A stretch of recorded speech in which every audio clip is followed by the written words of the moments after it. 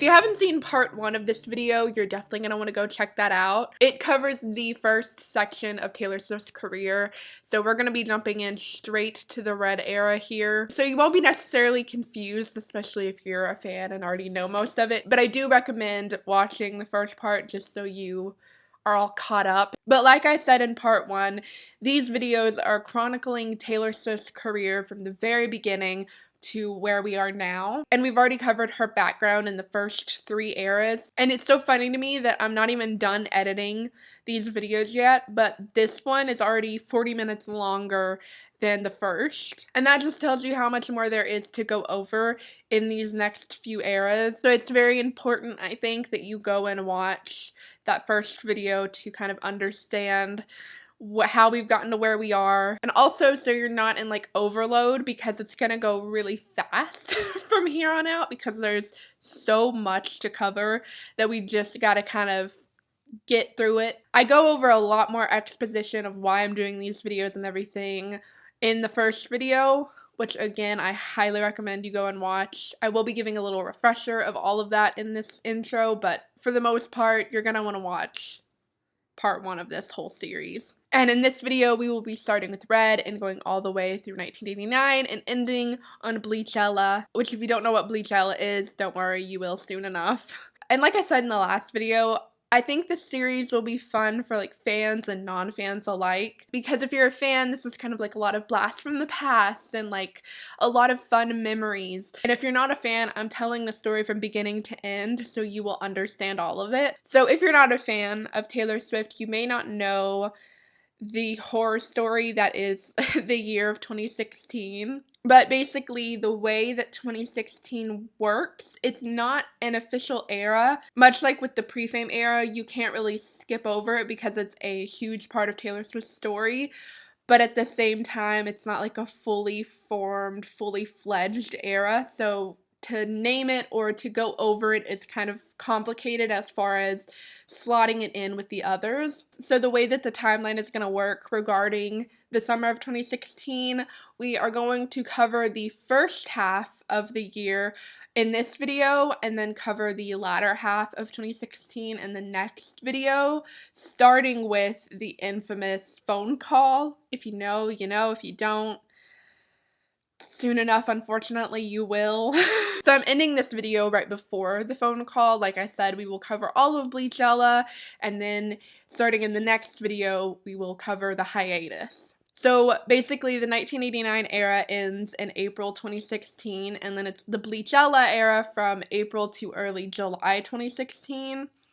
And then from July 2016 to July 2017, it's the hiatus era. So when it comes to telling the story of her career, the Bleachella era definitely leans more towards the 1989 era, and the hiatus era leans much more towards the rep era. So just as far as like breaking these videos up into a 4-part series, this is the way that it needs to be. So like I said in the first video, I want this series to kind of have a narrative structure to it. When I started writing the script for these videos and even filming the first few, I really did just want to recount the story of Taylor Swift's career because it's such a monumental one to delve into. But the more I started working on this series, the more I started seeing these structures throughout her career that she had been building from the very beginning. And it's these structures that she spent her first few eras building that she's now able to easily rely on because she put so much into the building of them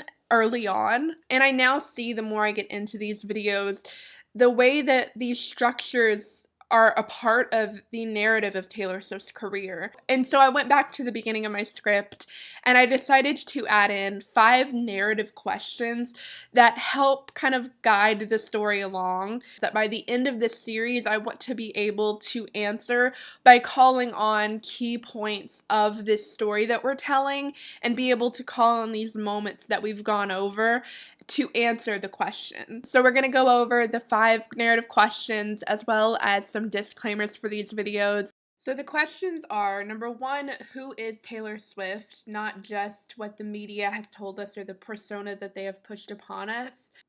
Number 2, how has Taylor created and maintained such a loyal fan base?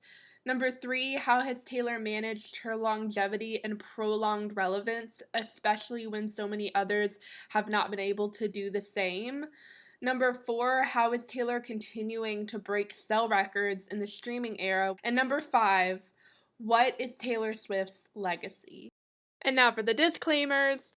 Due to just the sheer amount that there is to go over when it comes to Taylor's career, I am bound to have missed something or gotten something incorrect, so apologies for that in advance. I will not be talking about anything from Taylor's personal life unless it directly affects and is pertinent to her career. So there may be some things you think that I've missed, but I'm just purposely not talking about it because it is personal and irrelevant to her career. A lot of this is from memory of being a longtime fan and watching Taylor's career evolve. I have done my best to back up my memory with research and sources. And like I said, I might have missed things or gotten some things incorrect, but I've done my best to accurately chronicle Taylor's career. Throughout this series, I ramble and go on a lot of tangents. The videos will be chaptered so you can more easily navigate through the topics. This is an opinionated video. I'm coming at this from the lens of a fan, so if I have any commentary to give, I will be giving it. Like I said, a lot of this is from memory, so I will be doing my best to link all of my sources on screen as well as in the description. But there are some things that I have been unable to find hard evidence for, so you might just have to take my word for a bit of it. But with that being said, I think I've covered everything I wanted to in this little intro. If I've missed anything, editing me will have to pop in. But without further ado, let's get into the video.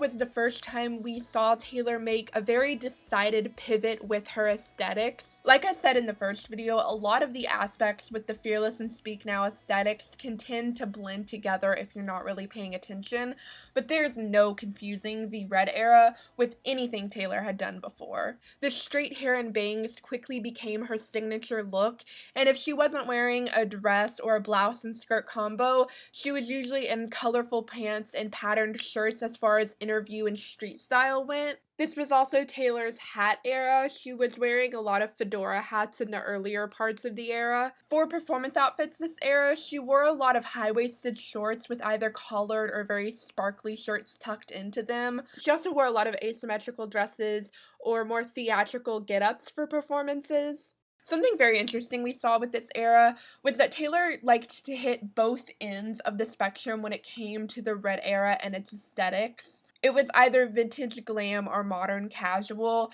preppy chic or romantic theatrical looks. We definitely saw the range of the Red album depicted very well through Taylor's wardrobe. There was a lot less whimsy with this album's aesthetic. Instead of paint splatters and spiraling letters, there were harsh lines and bold fonts. If comfort was the word I used to describe Speak Now, bold is what I would use to describe Red. Taylor's hair in this era was straightened 95% of the time. In the early parts of the era, when her hair was longer, it was often straight with a very controlled wave to it. But as the era went on, Taylor's hair was cut a little shorter and then went back and forth between stick straight and wavy depending on the day or occasion. Taylor did do quite a few updos, ranging from elegant pinned-up styles to a simple ponytail. Again, one extreme or another. The color palette for this era was, of course, mainly red, with hints of beige, green, and blue.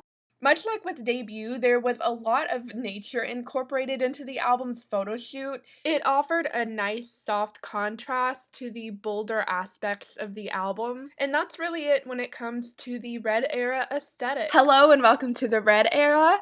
I first want to start off with my dog is having lunch. She has great timing.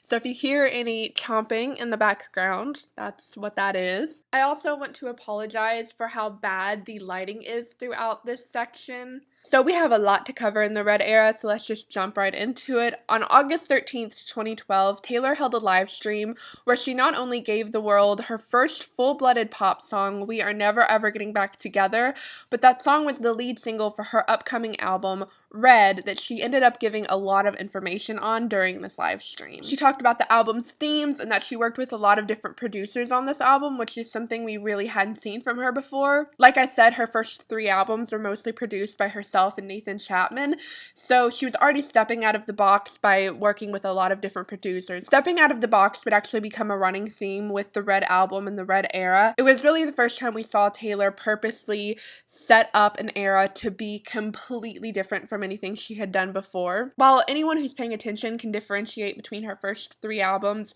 for the general public, for the most part, her aesthetic had stayed the same with Speak Now, Debut, and Fearless. But with Red, everything had changed up, not only sonically, but with her appearance and the clothes that she wore. This was the first marked change in Taylor's career, and though we were 6 years in, it felt like something new was just beginning. And that was definitely the case with the release of We Are Never Ever Getting Back Together. Taylor very excitedly announced in this live stream that she got to work with legendary music producers Max Martin and Shellback, who were very well known in the industry for consistently pumping out hit song after hit song. And this is just the beginning of her relationship with the two, but at the time during the Red era, Taylor talked about how her label really kind of put their foot down on not putting more than 2 pop songs on this album. Big Machine Records was a country label, and for some reason, Scott did not want Taylor to leave the country genre. Red's lead single, We Are Never Ever Getting Back Together, was a smash hit. It was released on a random Monday because this was before streaming was the norm, and Good Music Friday, which is where all new music comes out on Friday, became a thing because of streaming and how it changed the industry. So back in the day, music was released at random times on random days. So because of its random day release date, We Are Never Ever Getting Back Together originally debuted at number 72 on the Billboard Hot 100 chart,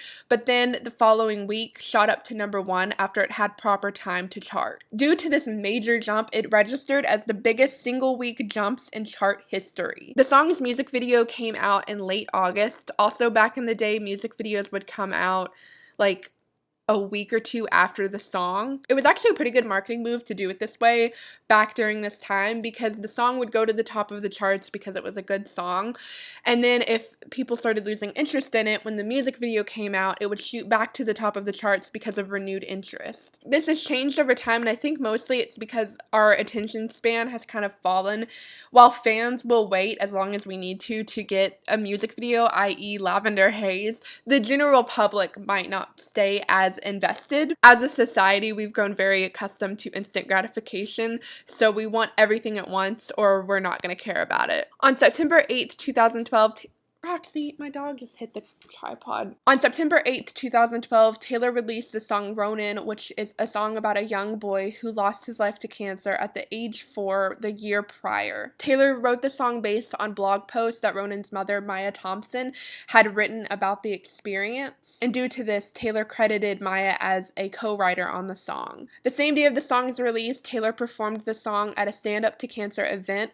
All proceeds from the song were donated to charity. Taylor and Maya have kept touch all of these years and are still friends to this day. Taylor spent the rest of September doing various press, performances, and attending award shows. She did a lot of promo for the 2012 VMAs, where she also did a performance of We Are Never Ever Getting Back Together. Also in September, Taylor released her second perfume, Wonderstruck Enchanted, which I also still have. This is Taylor's best perfume, like hands down.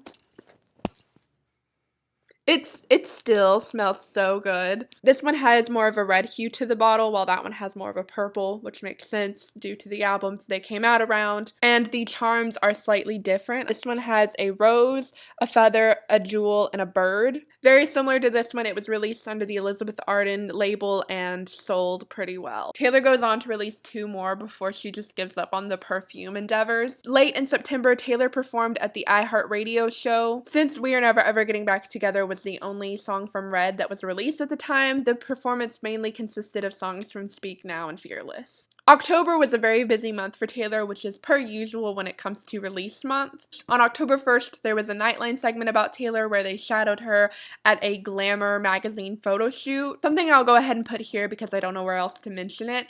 During this time, Taylor's background singer Liz Hewitt left the agency. She was then replaced by a four-piece entourage dubbed the Starlights. There was no bad blood between anyone or anything. I think Liz was just ready to move on. And also with pop music, you typically need more than one backup singer. The Starlights consisted of four women: Camila, Melanie, Elliot, and Jeslyn. Also, at some point before the Red Tour began, Al, the drummer, left the band and was replaced by Matt Billingsley, I think is how you pronounce his last name, who has been the drummer ever since.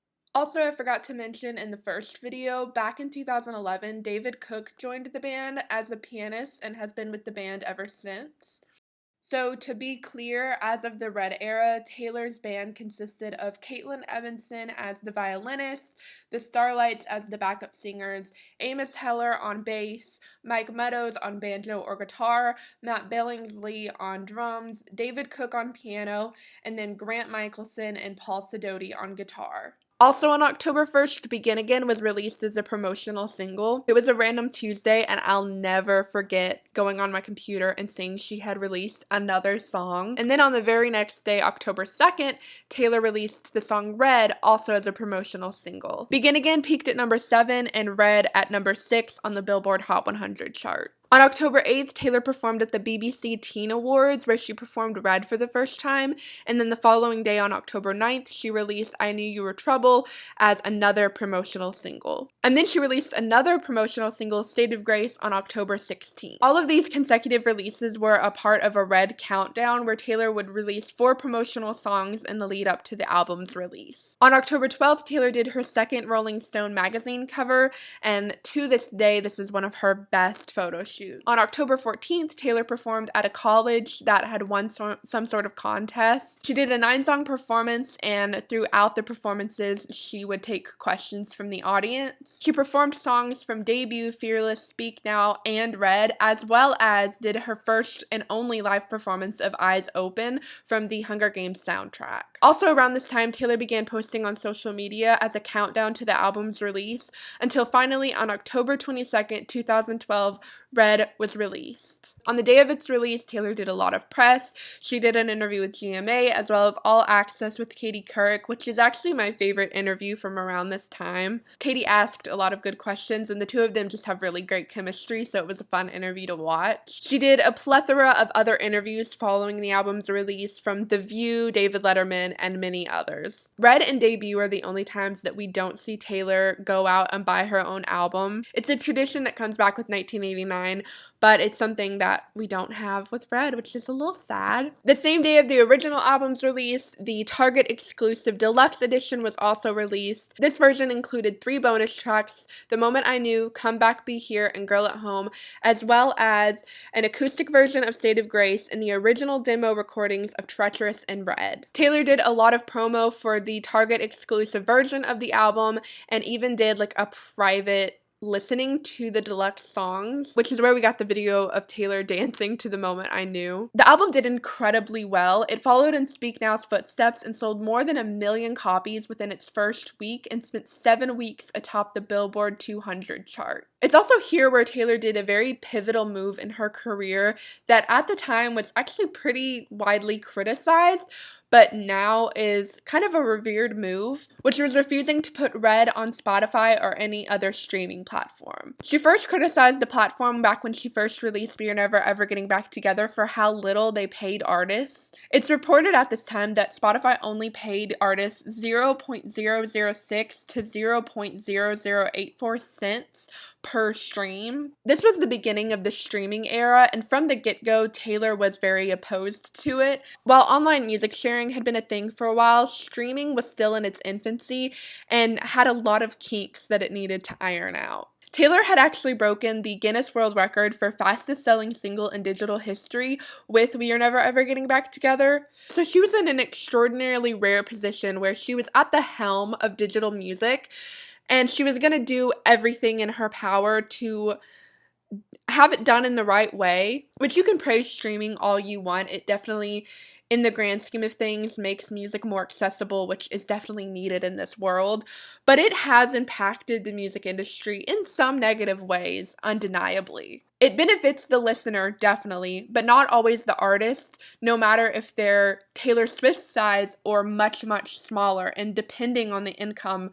they get for their music. And someone in Taylor's position wouldn't be that affected by streaming, so I don't know why people were calling her selfish when very clearly she was doing this for artists who were in a much more difficult position due to streaming than herself. If Taylor is anything, she's a defender of the sanctity of art, and this is a topic that we will revisit quite a few times throughout these videos. But like I said, with these videos, one of the narrative questions I want to ask is how Taylor is impacting and changing the music industry, and this is definitely one of the biggest ways she's doing that. With the release of the Red album, All Too Well was right away a fan favorite. Taylor also very clearly favored the song, which made it even more of a classic. And while Red was wildly successful, there was one critique that a lot of people seemed to agree upon, which was that Red was a bit too all over the place. And while for a lot of people, myself included, that's why we love Red so much, critics often disagreed. Taylor often defended the patchwork quality of the album throughout the era, saying that it was an exploration and expansion of her craft. And this is the first time I think Taylor really felt the need to diversify her music, because like I said, with her first 3 albums, while they're very easy to differentiate, if you're not paying attention, they are all the same genre, they have similar aesthetics, and they're produced by the same person. It was a very pointed decision to have this album sound as different from track to track as it was. So I think that being one of the main critiques of the album really stuck with Taylor. The day after its release, Taylor performed several songs live in Times Square for Good Morning America. It was also the day after the album's release where Begin Again was pushed onto country radio and the music video for the song was released. The music video was filmed in Paris and has some of the most beautiful visuals. I love that music video. Sometime in October, November 2012, I can't really find the exact date, Taylor performed in LA on The Ellen Show. It wasn't filmed in like Ellen's studio, but it was filmed for The Ellen Show. Ellen even came on stage and like danced around as Taylor performed. This is also around the same time of the infamous Ellen interview where she's constantly badgering Taylor about who she's dating and putting up pictures and slideshows, and it's just really uncomfortable to watch. And that actually sadly becomes like a recurring theme throughout the Red era, where Taylor is badgered with all of these sexist and weird questions about her dating life, but we'll get back to that circa New Year 2013. On October 26, 2012, Taylor announced the Red Tour. It would be an arena and stadium tour. And the opening act for the tour was announced to be Ed Sheeran. Taylor and Ed had become friends like the year prior to Red's release, and they had a feature on the album, Everything Has Changed. At the end of October, Taylor won an award through Vevo, which is like the YouTube channel that like uploads all music videos. You know, like all music videos have like the Vevo thing in the corner. She won an award from them because 3 of her videos had garnered over 100 million views. She was presented the award by a little group of fans who were like, I guess, selected to meet her due to the occasion, and she actually invited all of those fans to the opening show of the Red Tour. It's like a super cute video. She did interviews for each song that won her the award: Love Story, You Belong With Me, and Mine. She talked about a lot of things during these interviews, and one of my favorite things that she mentions is this fan puzzle project. Over the course of the Speak Now era, fans had been giving her these puzzle pieces from all over the world, and that's just like a really cute little fan moment. I really love how many people like put work into it. In November, Taylor continued to do promo for the Red album. She did performances of songs from Red and Speak Now live from New York City and performed Begin Again at the 2012 CMAs. Also in November, Taylor was on Alan Carr's talk show. She asked for a Diet Coke instead of a cocktail and got offered a Red Bull instead. This interview is so funny and I highly recommend it. Taylor's humor really comes out. Oh, hey y'all, I'm Candy. I just got some free money. Also in mid-November, Taylor performed State of Grace at the X Factor. This is a really cool performance because it starts off with the acoustic version of the song, and then when they get to the first chorus, all the drums come in and it goes to the original version of the song, and it's just A+.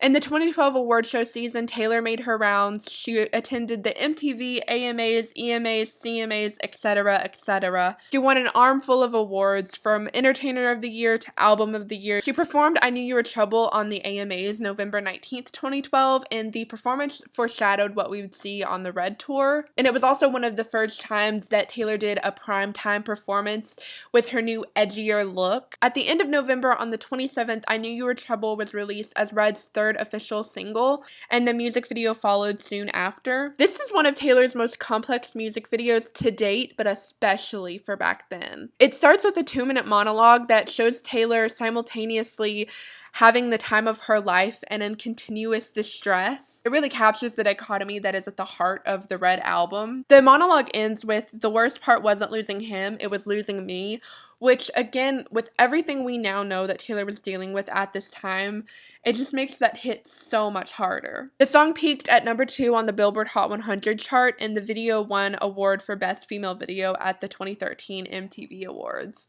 It was clear by the way Taylor treated and talked about this music video that she was very proud of it, and as funny as it is, that damn goat video being what this song and that music video is like most remembered for is kind of sad. The ending of 2012 and the beginning of 2013 was just various interviews and performances all still promoting Red. She did a range of performances during this time, from acoustic performances, festivals, award shows, etc., etc. In early December, Taylor turned 23, but not much else happened until the end of the year. And if we're at the end of 2012, that means we must discuss New Year 2013. The night started with Taylor performing at the New Year's Rockin' Eve show with I Knew You Were Trouble and We Are Never Ever Getting Back Together.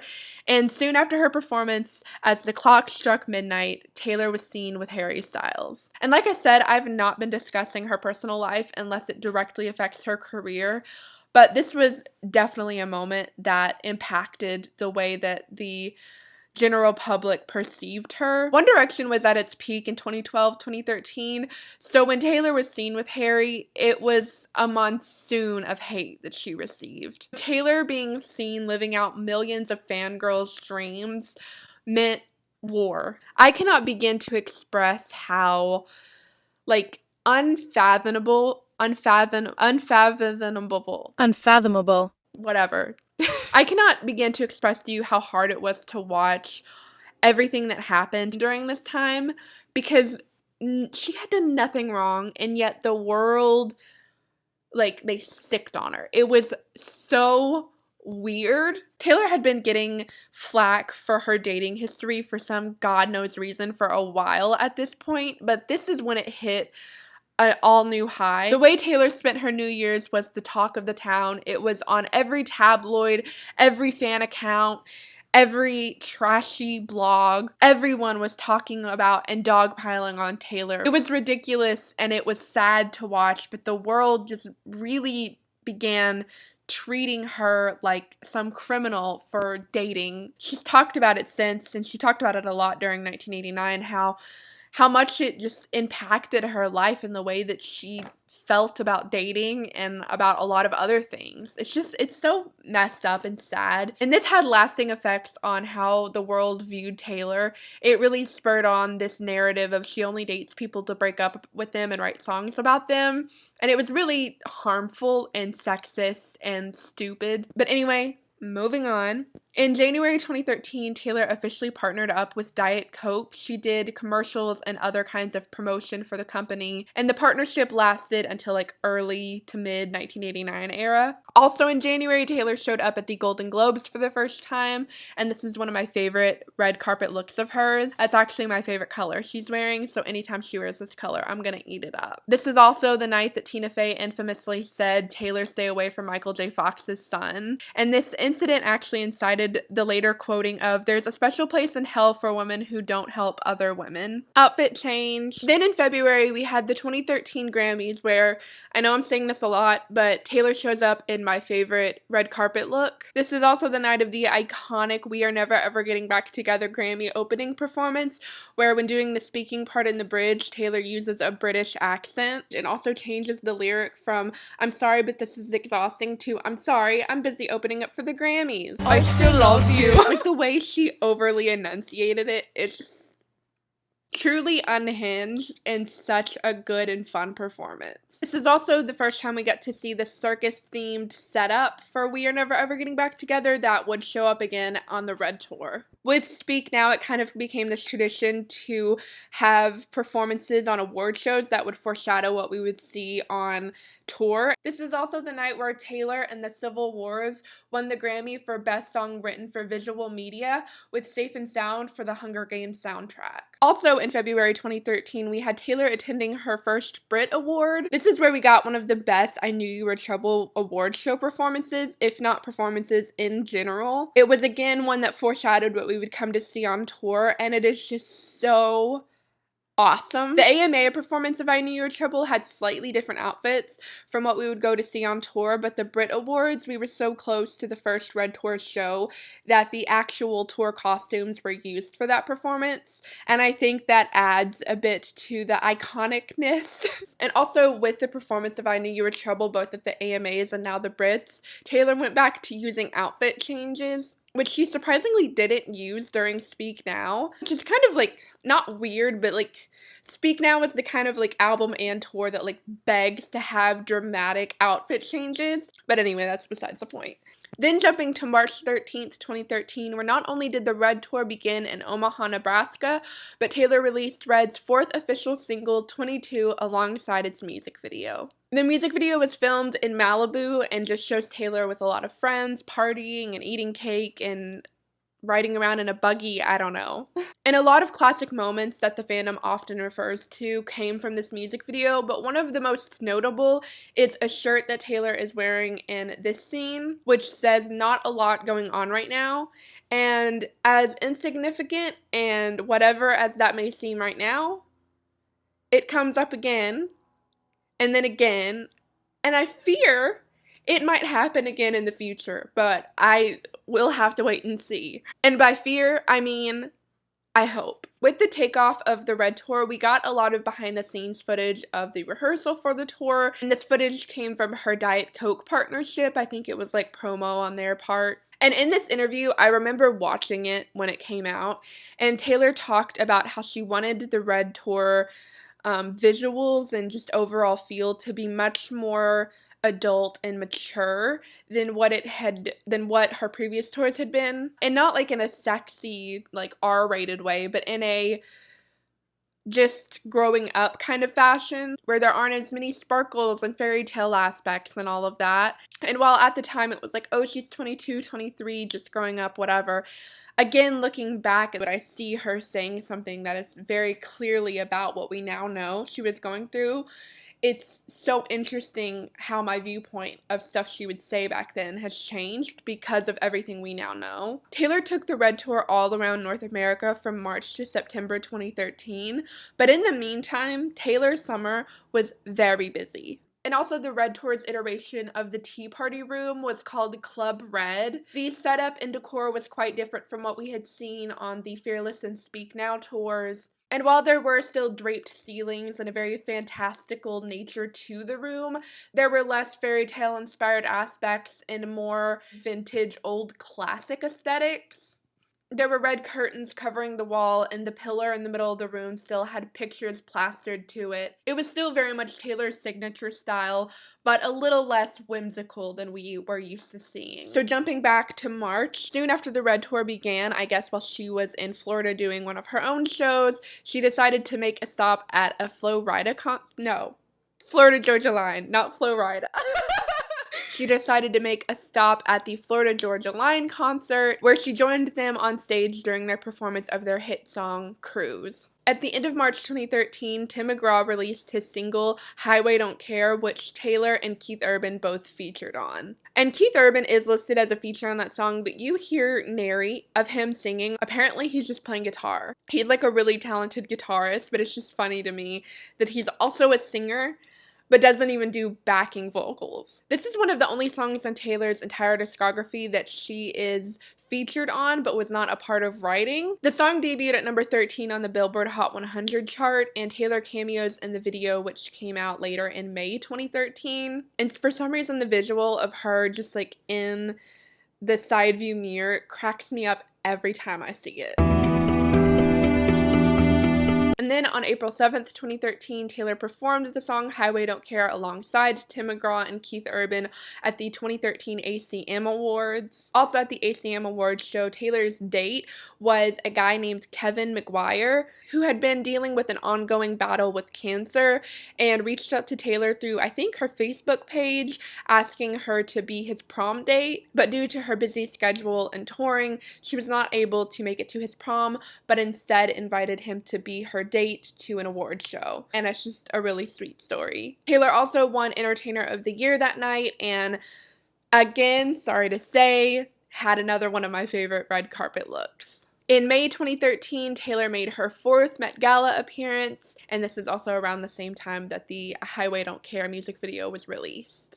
Also in May 2013, I've been waiting to get to this part this whole time, was the 2013 Billboard Awards, where Taylor was an absolute menace. I don't know what was in the water that day, but Taylor woke up and chose violence. Not only is this the night of one of her most elaborate and one of my favorite award show performances, which was 22, which started in the backstage area of the arena that the award show was taking place, and she got to the stage via desk chair. And it's also when Taylor wore the iconic Haters Gonna Hate shirt with a unicorn on it, which not only could have been, I don't think Shake It Off was even a thought at this point, but it was kind of like retrospectively an Easter egg for Shake It Off. But more importantly, this shirt will come back up in 2022, so remember this shirt. And it's also the night that we got that iconic footage of Taylor pretending to gag when seeing Selena Gomez go talk to Justin Bieber. And also at the after show press conference thing, when Taylor was asked about Justin Bieber, instead of answering, she said, "Does anyone have another question?" It was truly, when that happened, we were like, oh my god. And it's also the night where the host says, "Don't date Taylor Swift or she'll write a song about you," and Taylor just shrugs. Also, Taylor walked home with 6 awards that night, and when accepting one of them, she said, "I want to thank the fans. You have been my best and longest relationship." It was at this time where the slut-shaming of Taylor was at a peak. It had been a relentless 6 months of just a barrage of hate, just coming at her for no reason. And Taylor wasn't even seen with Harry Styles after January or February of 2013, but the residual hate that she got for that lasted well into 2014. And then in June, while still touring the US and Canada, Taylor attended the 2013 CMT Awards with her brother. I don't know how I forgot to mention that the 2013 CMTs is also where we got one of the most iconic performances of the entire Red era. This night literally made headlines, as it should have.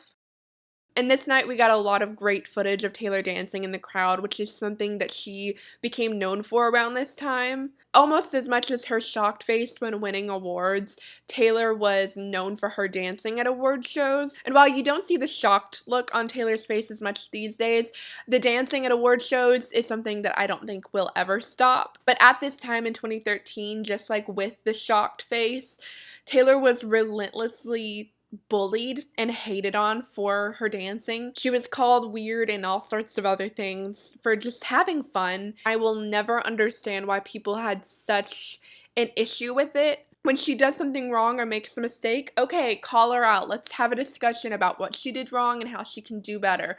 But just being happy, why is that something that people ever thought was worth hating on her for? I just don't get it. Also in June 2013, Taylor released her 3rd perfume, Taylor by Taylor Swift. This was not yellow when I first got it. This perfume was marketed as much more of a mature scent than her first 2, which I will agree. This smells like White Diamonds by Elizabeth Taylor. Like, this has that kind of vibe to it. Like, I don't know. I'm not a perfume person, but I do agree that this was a much more mature scent. Also in June, Taylor released Red as the album's 4th single.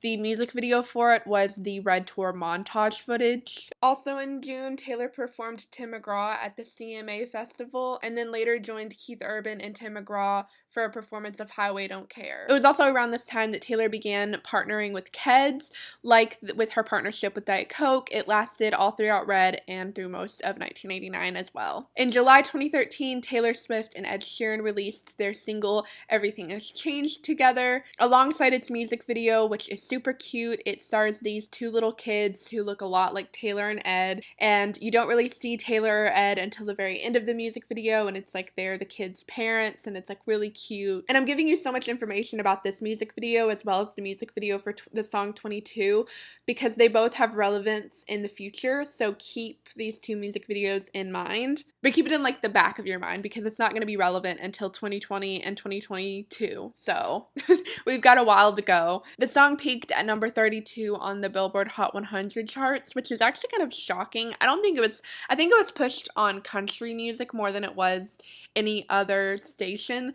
So I think that if it had been pushed onto pop, where Taylor and Ed were more prominent, or more well known at least, especially with Ed, I think it would have done better. Also in July, Taylor posted pictures of her 4th of July party. Then in August 2013, and keep in mind that while all of this stuff is happening over the summer, Taylor is still continuously touring all throughout the US and Canada on the Red Tour, so she was very busy throughout all of this time. Taylor attended the 2013 VMAs with Selena Gomez, and they kind of like matched. Their dresses were very, very similar colors, and they both had like glittery parts, and it was super cute. It's the night where we got the iconic picture of Taylor awarding Bruno Mars, and like because of the camera angle, she looks like 10 feet tall.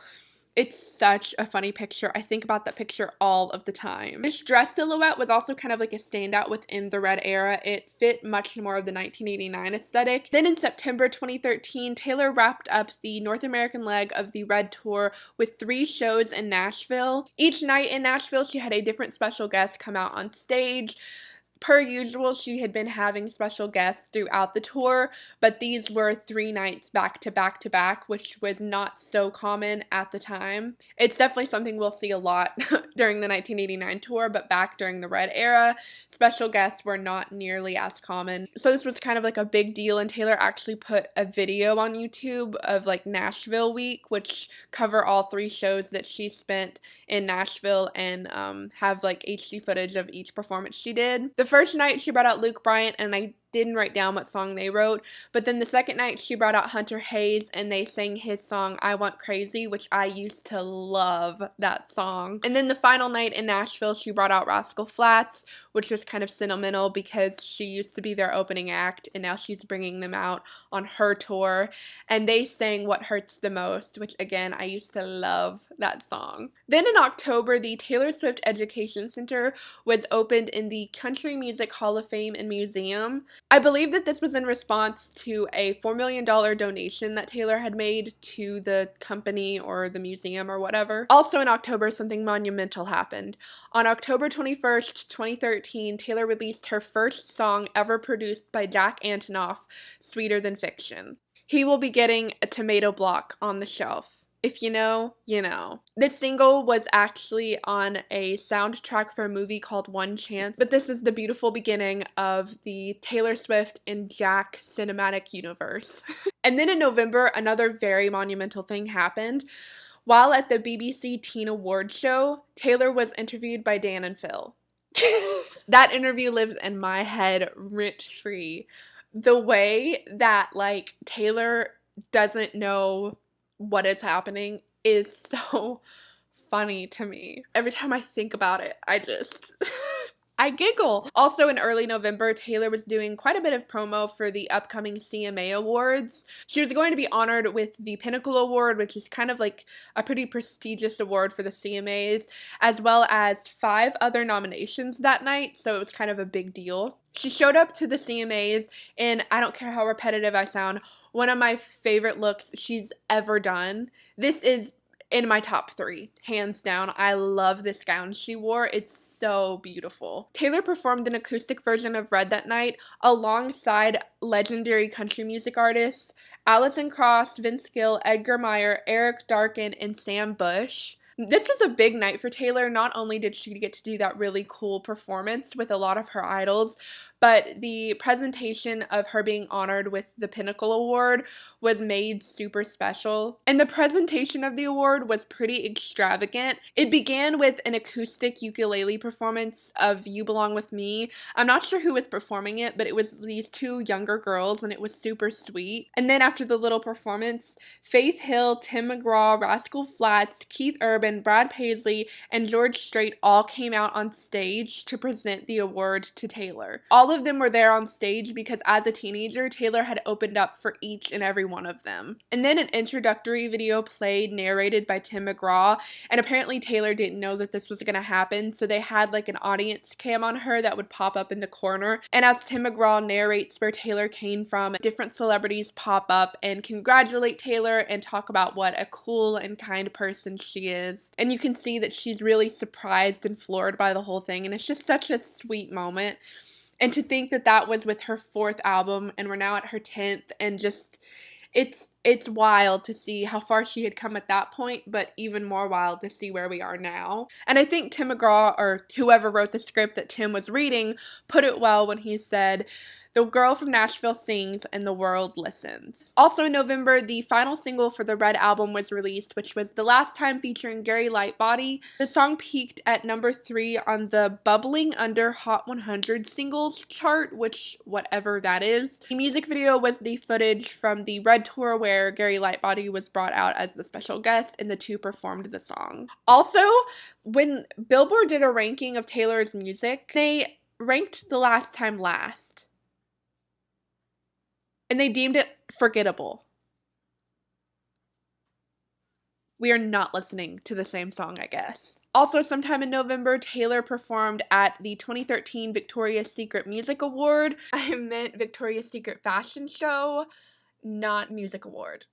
The performance wouldn't come out until December 2013, but we did get like paparazzi pictures of Taylor at the event, so we knew it was coming. And this is actually the night or around the time where Taylor met some of her best friends, such as Martha Hunt, Karlie Kloss, and Cara Delevingne. And her longtime friend Lily Aldridge, who happened to be Taylor's Nashville neighbor, was also in the show, which I think is how Taylor got connected with Victoria's Secret in the first place. I'm not talking about personal things unless it directly affects her career, but they definitely come back up in the future, and I just wanted to let you know this is when they all met. Taylor performed 2 songs that night. The first was actually just a verse in Fall Out Boy, who was the other musical act of the night, a verse in their song, My Songs Know What You Did in the Dark. I believe the show was filmed in Britain, so Taylor was wearing a British flag dress with a little top hat. The second song Taylor performed was I Knew You Were Trouble, and that performance of that song was immaculate. That is by far my favorite performance of that song to date. I love this performance. Also, it has one of my favorite performance outfits. The dress she wears during that performance is so beautiful, and it fits so well with the setting. It was like a snowy backdrop, and she's got this sparkly silver dress on. It was such a good performance. And during the performance of I Knew You Were Trouble, Taylor's friend Lily walks out during the bridge, and the 2 walk hand in hand down the walkway while there's this like music break going on. And when they get to the end of the walkway, Taylor like bows to Lily and then belts out a high note. It's such a good performance. Also in November, Taylor went to like a charity show at the Kensington Palace. It was a private event, kind of like the Met Gala, where they had a red carpet, but like no one was allowed inside. But we know that Taylor performed an acoustic version of I Knew You Were Trouble, and we got grainy camera footage of it. And I just weep every day that we never got to hear an HD version of that. And also that night, Taylor performed Halfway There by Bon Jovi with Bon Jovi and also with Prince William. So that's fun. I wonder if when Taylor met Joe, she bragged about singing Halfway There with Bon Jovi and Prince William. Like, I wonder if she's ever brought that up. Taylor also attended the AMAs in November, collecting another armful of awards, including Entertainer of the Year for the third time before heading back on tour. She spent the ending of November and beginning of December touring New Zealand and Australia. I figured I couldn't finish talking about the Red section of this video without filming in front of my red blanket. So like I said, Taylor spent the ending of November and beginning of December of 2013 touring around New Zealand and Australia, and she actually spent her 24th birthday in Australia as well. These are the pictures of Taylor in this beautiful house surrounded by all of these flowers, and it was also some of the first times we saw Taylor hanging out with Lorde. And Taylor posting a picture of her with the flower on Instagram with the caption "Roses" started one of the biggest fan theories at the time, which was that Roses was the theme or maybe even a song or album title for the next era. It was actually a pretty big theory that was pretty well believed, and it was only spurred on when Ed Sheeran got a big rose tattoo next to his red tattoo. If I haven't mentioned that yet, Ed Sheeran got a huge tattoo of the word red in the color and font that Taylor used for her album, this right here. And around the same time of Taylor's 24th birthday, where she was talking about roses, he got a huge tattoo of a rose. So people thought that that was another Easter egg.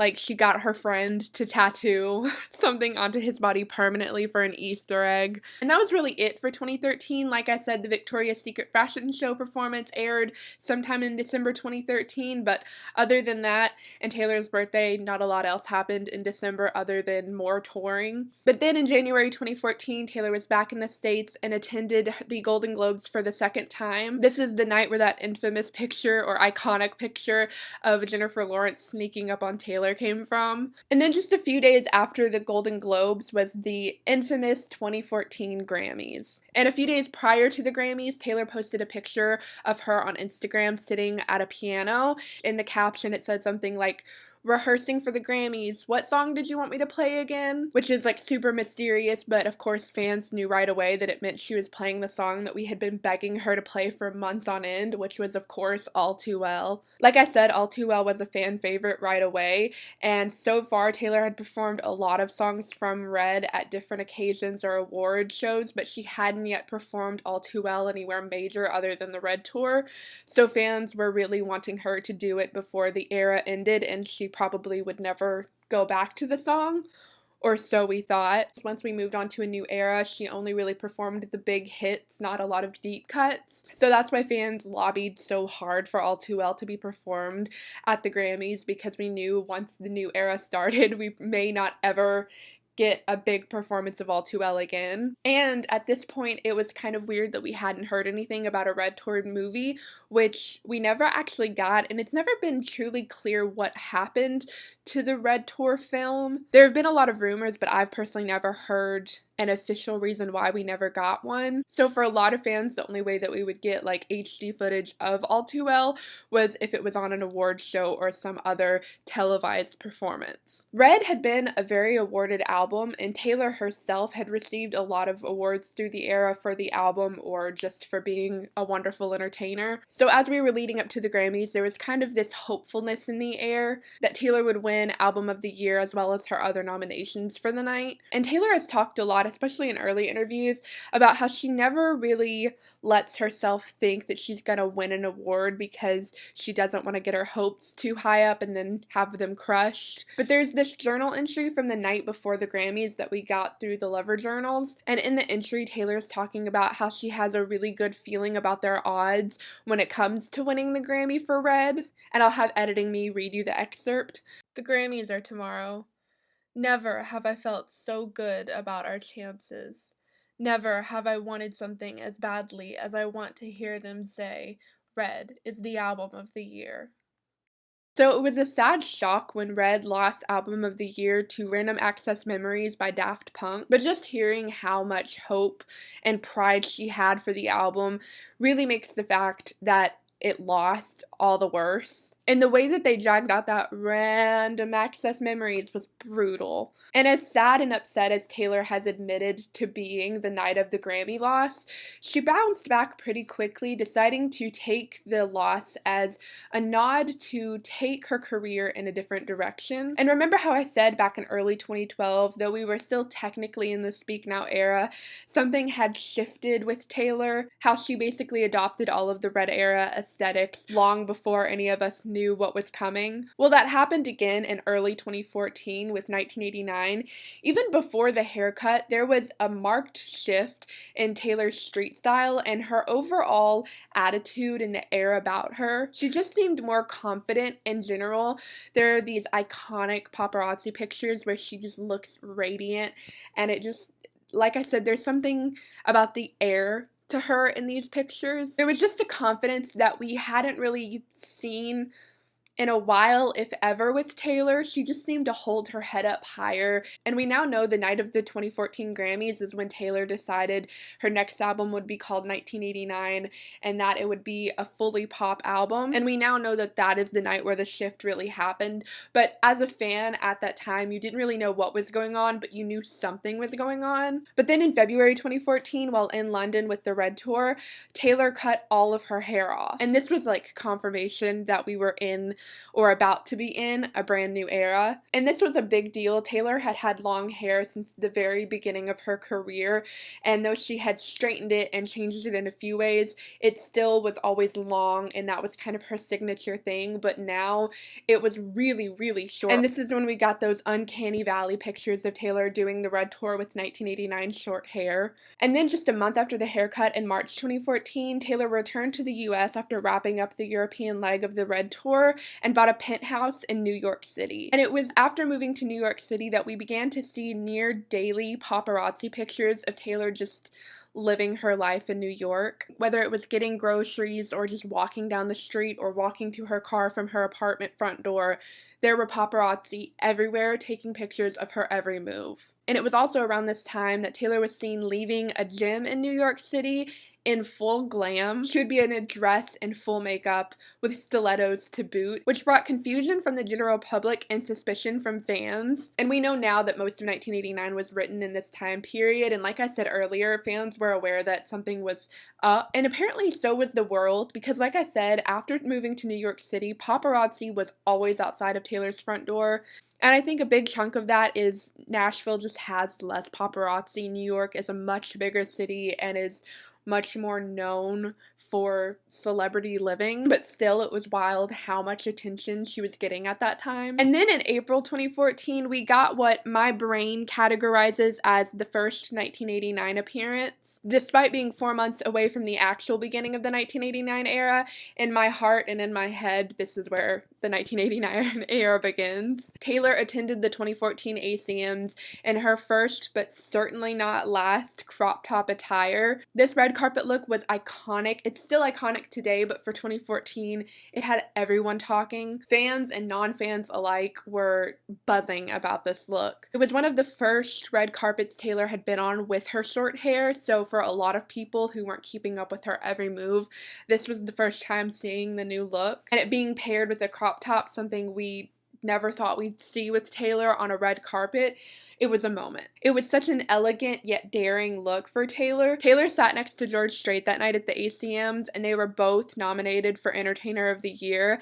And when George won, Taylor's reaction is so adorable. Also in April 2014, fans rejoiced when Taylor randomly uploaded her first vlog in like 2.5 years. Taylor had gotten a wedding invite from a fan, but due to her schedule, she wouldn't be able to make it. But in the invite was also an invite to the bridal shower. So Taylor decided to show up at the bridal shower instead and also vlog it. She took a boatload of gifts to surprise the bride-to-be, a girl named Gina, who had been a longtime fan. Gina was super surprised, and it was just a super cool video, and it was really exciting to see Taylor vlogging again, though it was not to last. She never really vlogged again. Also in April 2014, Taylor did like a 5-second appearance on an SNL episode alongside Zooey Deschanel and James Franco of all people. Also Seth Rogen was hosting, and they're just like, I don't even know what the skit was, but Taylor just shows up, and when Seth Rogen is like, Taylor, what are you doing here? She's like, when men become emotional,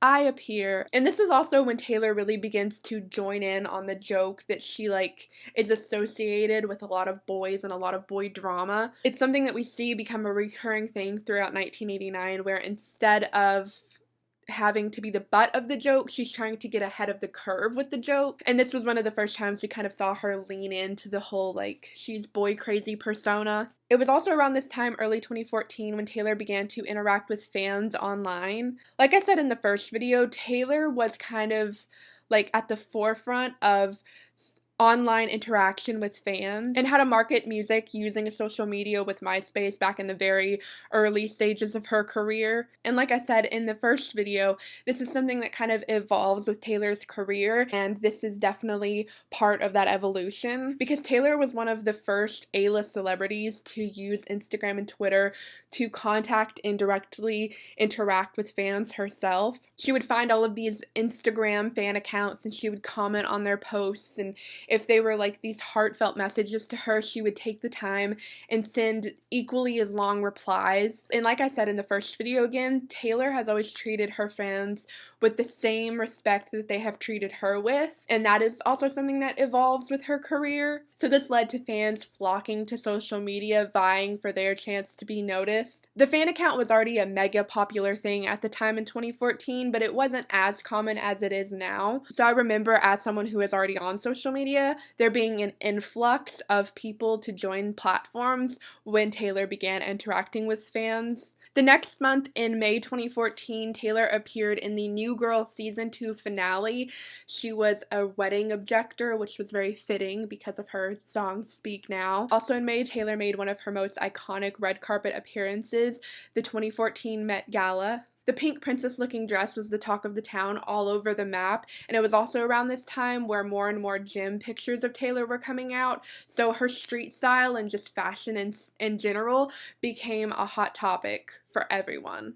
Her street style had evolved from the 1950s aesthetic to the high-waisted crop top 90s inspired look, which was very in at the time. This was also the height of the Tumblr aesthetic, which Taylor was either on the other side of the spectrum with pastels and frilly girly looks, or fitting in very well with what Tumblr deemed as very cool. And Taylor also swapped out the kitten heels and flats for stilettos or booties, both of which became mainstays in the 1989 aesthetic. But back to the Met Gala, Taylor attended the red carpet with her friend Karlie Kloss and also met up with Selena Gomez while there, as well as many other friends. And it was at this time that Taylor was beginning to post a lot about her friends on her social media. But it was around this time where Taylor's friendships also became a hot topic. Really, everything that Taylor did at this point was making headlines, whether it was headline worthy or not. Also in May, Taylor did an interview with Keds,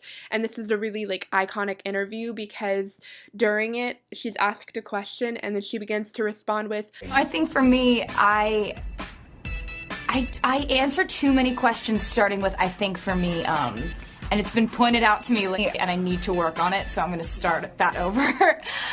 So, when are we going to hear new music? I think...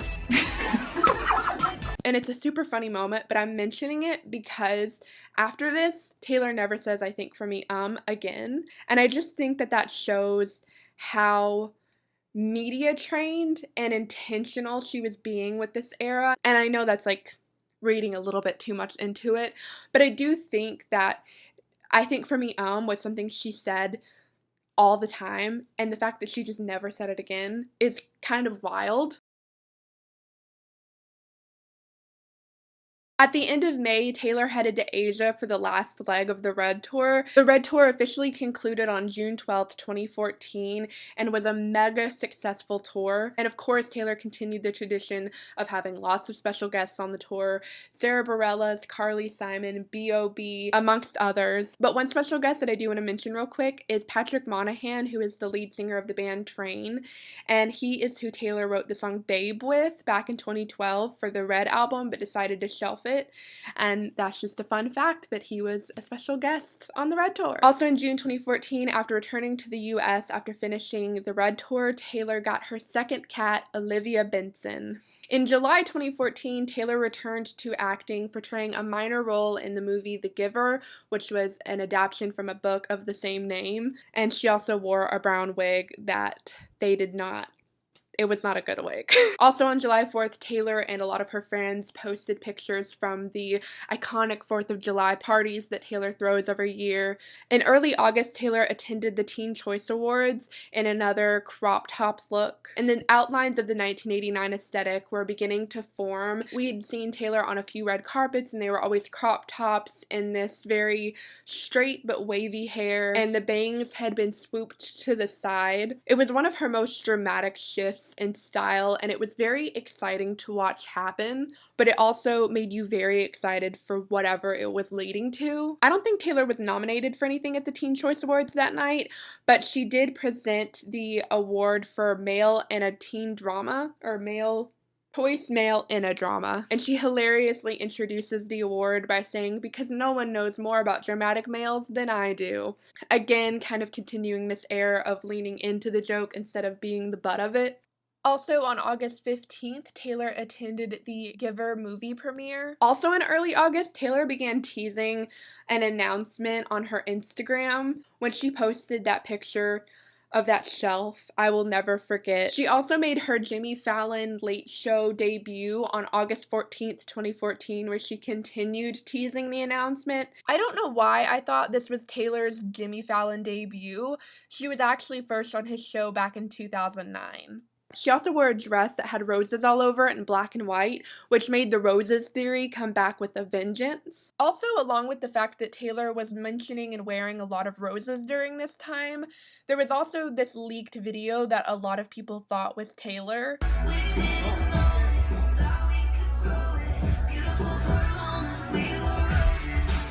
However, it is actually a Kelsea Ballerini song. Another very prominent theory from around this time that I wanted to mention centers around this shirt. Taylor had worn this shirt several times, and so had some of her friends and collaborators, so fans were suspicious. One fan even posted about it on Instagram, and Taylor responded to it. This only furthered fan theorizing, and while this didn't end up being anything, this is when fans really began scrutinizing a lot of the things Taylor did, trying to look at it as an Easter egg. But I just think it's important to mention that this was around the time in the fandom where that was becoming more and more of the norm. At this time, no one had any idea what was coming. There were very many guesses and theories and ideas, but no one knew for sure. We all could tell that like a new era was approaching, but we just didn't know what it would be. I actually found this picture the other day on my computer that I made back in 2014 of all of the guesses that were the most popular guesses that people were making. But I remember making that and being like, there's no way it's gonna be Shake It Off, that's so weird. And here we are. But all of the guessing and theorizing came to an end when Taylor gave us the date August 18th, 2014, which is the day that the Red Era officially ended. And with that, we are done with the Red Era. See you in the shiny, sparkly 1989 era next.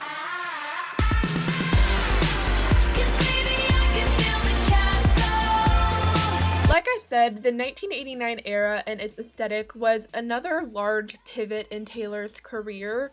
Like with Red, 1989 very much felt like its own thing within Taylor's discography. The 1989 aesthetics didn't shy away from the glittery, dramatic theatrics we had grown to love Taylor for, but it did it in new and often unexpected ways. If Fearless and Speak Now had been sparkly, 1989 was shiny. There was a daringness to 1989 that we hadn't previously seen from Taylor, and the aesthetics captured that very well. When you look at the 1989 photo shoot, there are really two sides to the aesthetic. The more broody, romantic side capturing the more angsty, emotional, complicated aspects of the album, while the other half of the photo shoot captures the more carefree, happier side, where Taylor's usually laughing or smiling. We saw a lot of oceanside pictures in this era, giving a summer breeze feel to the album. Water is a motif throughout the album and shows up a lot throughout its aesthetics. Like I said, Taylor's fashion was a talking point throughout the entire 1989 era. She was most often seen in a preppy two-piece or a simple yet elegant dress as far as street style went. In the colder months, she kept to the classics of colorful pants with patterned shawls or sleek jackets. There were a lot of shiny, sparkly performance attires in this era. From crop tops to full bodysuits, Taylor was more often than not sparkling from head to toe while performing. Taylor definitely went for more daring looks when it came to what she wore on red carpets, often adverting expectations with different silhouettes, funky patterns, interesting color pairings, or all of the above. It seemed there wasn't a single occasion where we weren't seeing her step out of the box that the media had placed her in. Taylor's hair for the 1989 era was mostly straight, but we did see Taylor play around with messy waves or tousled curls. Her bangs were most of the time swooped to the side, however she did wear her classic fringe quite a lot in the era as well. The color palette for this album is kind of all over the place. This album's main color is actually highly debated. I think for the most part, people have settled on 1989 being represented with the color blue, but there's not really one defining color for 1989 like there are for the rest of Taylor's albums. We do see a lot of blues, but also a good amount of white and beige, several shades of purple, and other pops of color throughout the aesthetics.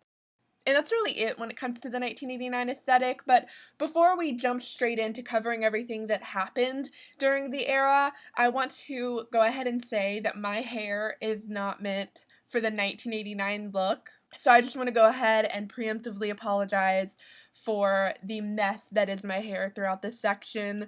But without further ado, let's jump into the 1989 era.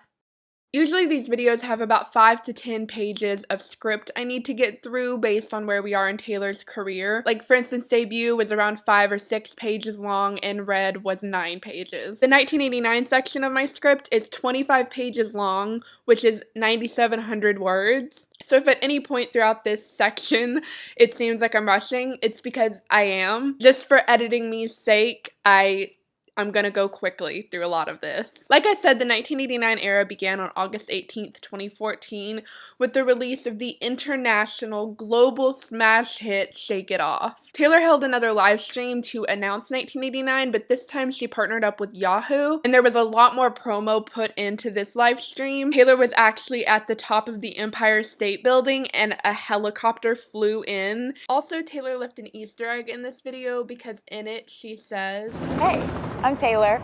Welcome to New York. which of course is a song title from 1989. It was a bizarre amount of promo for an era that hadn't even begun at that point. So again, fans knew something big was coming because we had never really seen Taylor put this much into something. But in this live stream, Taylor announced that she would be releasing a new album titled 1989, and it would be coming out in October of 2014. She talked about how it was going to be a full-on pop album and that she named it 1989 because that was the year she was born, and this album was kind of like a musical rebirth for her. She was shedding her country skin and stepping into a new life with this pop era. And like with the Red album live stream, there was an in-person audience who Taylor played Shake It Off for and danced around with through the crowd. And this is a bit of an aside, but I do think that it's important to at least touch on. Taylor was 8 years into her career and was continually reaching a new level of success, which is not always tolerated within our society. And for a lot of people in that position, they'll either shy away from the limelight because it's gotten too bright, or they'll fumble their next move, both leading to irrelevance. Or they'll be unjustly made into an enemy of the general public by the media for simply having an adverse response to the crushing and undue pressures put on them by the media, usually from a young age to the point where they can no longer remain mentally, emotionally, or physically stable and or safe in the public eye. Especially for women in these industries, this was a pattern we had seen time and time again, and Taylor had had a tumultuous couple of years with the media being the butt of every sexist and slut-shaming joke. So at this point in Taylor's career, she was almost primed to be the next has-been. As awful as that sounds, it is what these industries do. It's how they keep themselves generating. And I think that there were a few different things behind how Taylor was able to avoid some of the long told horror stories of celebrity culture. And I think one of the biggest reasons is Taylor has always had such an amazing support system, and I'm not talking about fans, but in her personal life with her family and friends. Taylor herself had chosen this career path and had been vying for all of the fame and success that she was able to attain. She had scrupulously handcrafted an empire that didn't hinge on anyone or anything but herself, really. And the other reason I think that Taylor was able to skate past obscurity as easily as she was because of the very loyal fan base that she had procured over time. But despite all odds and hate campaigns run by the media, Taylor came out triumphant with the lead single of her 5th album coming out and reaching #1 on the Billboard Hot 100 chart and staying there for 4 weeks. The song was released as soon as the live stream ended, as well as its music video on YouTube. And while doing the Yahoo live stream, Taylor took a few questions from the in-person crowd and just talked a lot about 1989 and what had been put into it and the process of making it, the fact that she worked with Max Martin and Shellback and Jack Antonoff again. But one thing she was sure to talk about was how much her record label had tried to talk her out of releasing a full-on pop album. And this is actually something that we would hear a lot throughout the 1989 era, that her record label was very against the idea of her leaving the country genre and practically begged her to put at least 1 or 2 country songs on the album. And even when Red was released, Taylor talked about how much pop influences that album had ruffled a lot of feathers within the record label and the country music genre in general. Country music had had kind of a boom in the early 2000s. Not only Taylor, but Carrie Underwood, Miranda Lambert had really brought a level of relevance back to the genre that at one point was just kind of like a subset of music that no one ever really listened to. But all of a sudden we were getting hits like Jesus Take the Wheel and Tim McGraw and You Belong With Me and what was that one? And while it wasn't all Taylor's doing, she was a pretty big part in making country music popular again, as popular as it got with the younger generation at least, because she made country music more accessible to the younger generation, because before they were all talking about adultery and alcohol and a lot of adult things that younger kids and teenagers didn't really relate to. So Taylor did bring a level of relevance to the country genre. I'm not saying it was all her, but a large part was. So when she started inching more and more towards the pop genre, there were a lot of unhappy people because they knew if she ever fully left the country genre, there would be a missing figure. And while we now know that Taylor is still a country music figure, despite not having a country album since 2012, but at the time in 2014, it was kind of unknown how it would go. So when she decided to put out a pop album, it was a big deal. As much as genre doesn't really matter in music in today's world, back at this time it did. One thing that I think is lost on a lot of people is how much the music industry has changed in the last 5, 6, 7 years. And it was at this time in 2014 where most of that change was becoming necessary for industries like with music.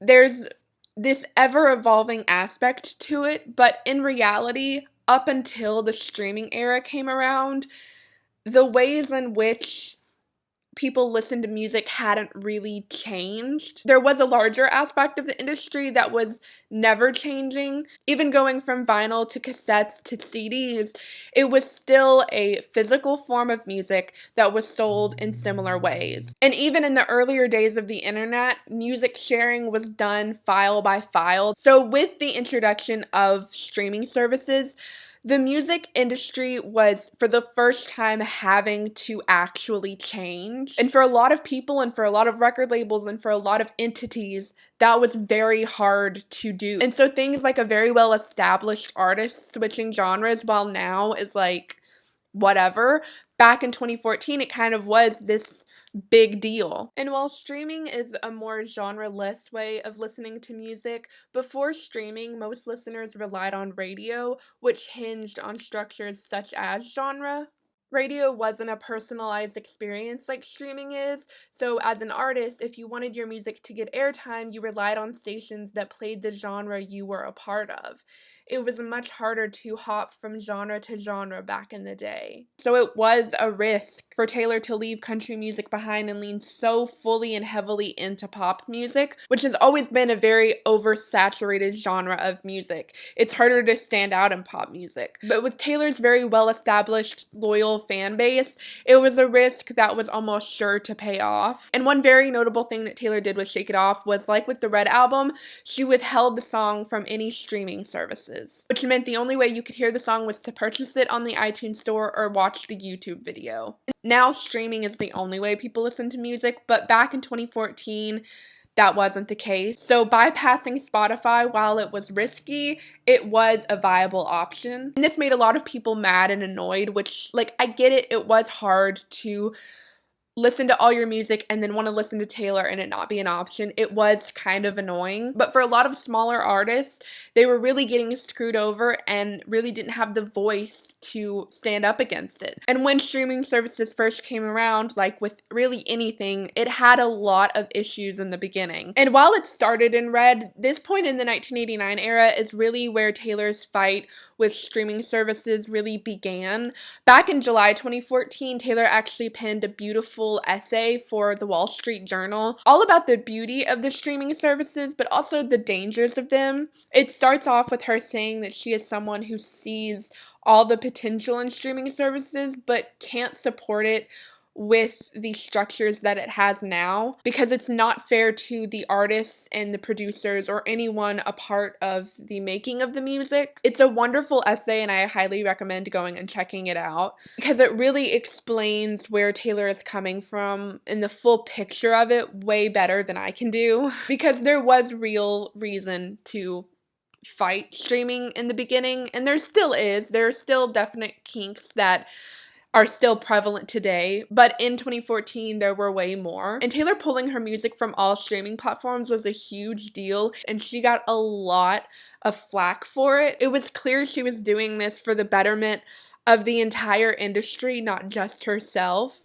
but she got called selfish among many other things for doing this. And again, this is something that will come up later in this video and even in the later parts of this series. And I'm sure that we will see Taylor take on streaming services at some point again in the future, because it's still not a perfect system by any means. But anyway, moving on. And despite not being on any streaming services, Shake It Off went on to be one of the most popular songs of the 2010s. And despite the fact that it came out in the latter half of the year, 2014 belonged to Shake It Off and Taylor Swift. The song was, in the best way possible, inescapable. It was featured in movies and commercials, TV shows. It was even featured in an episode of Supernatural.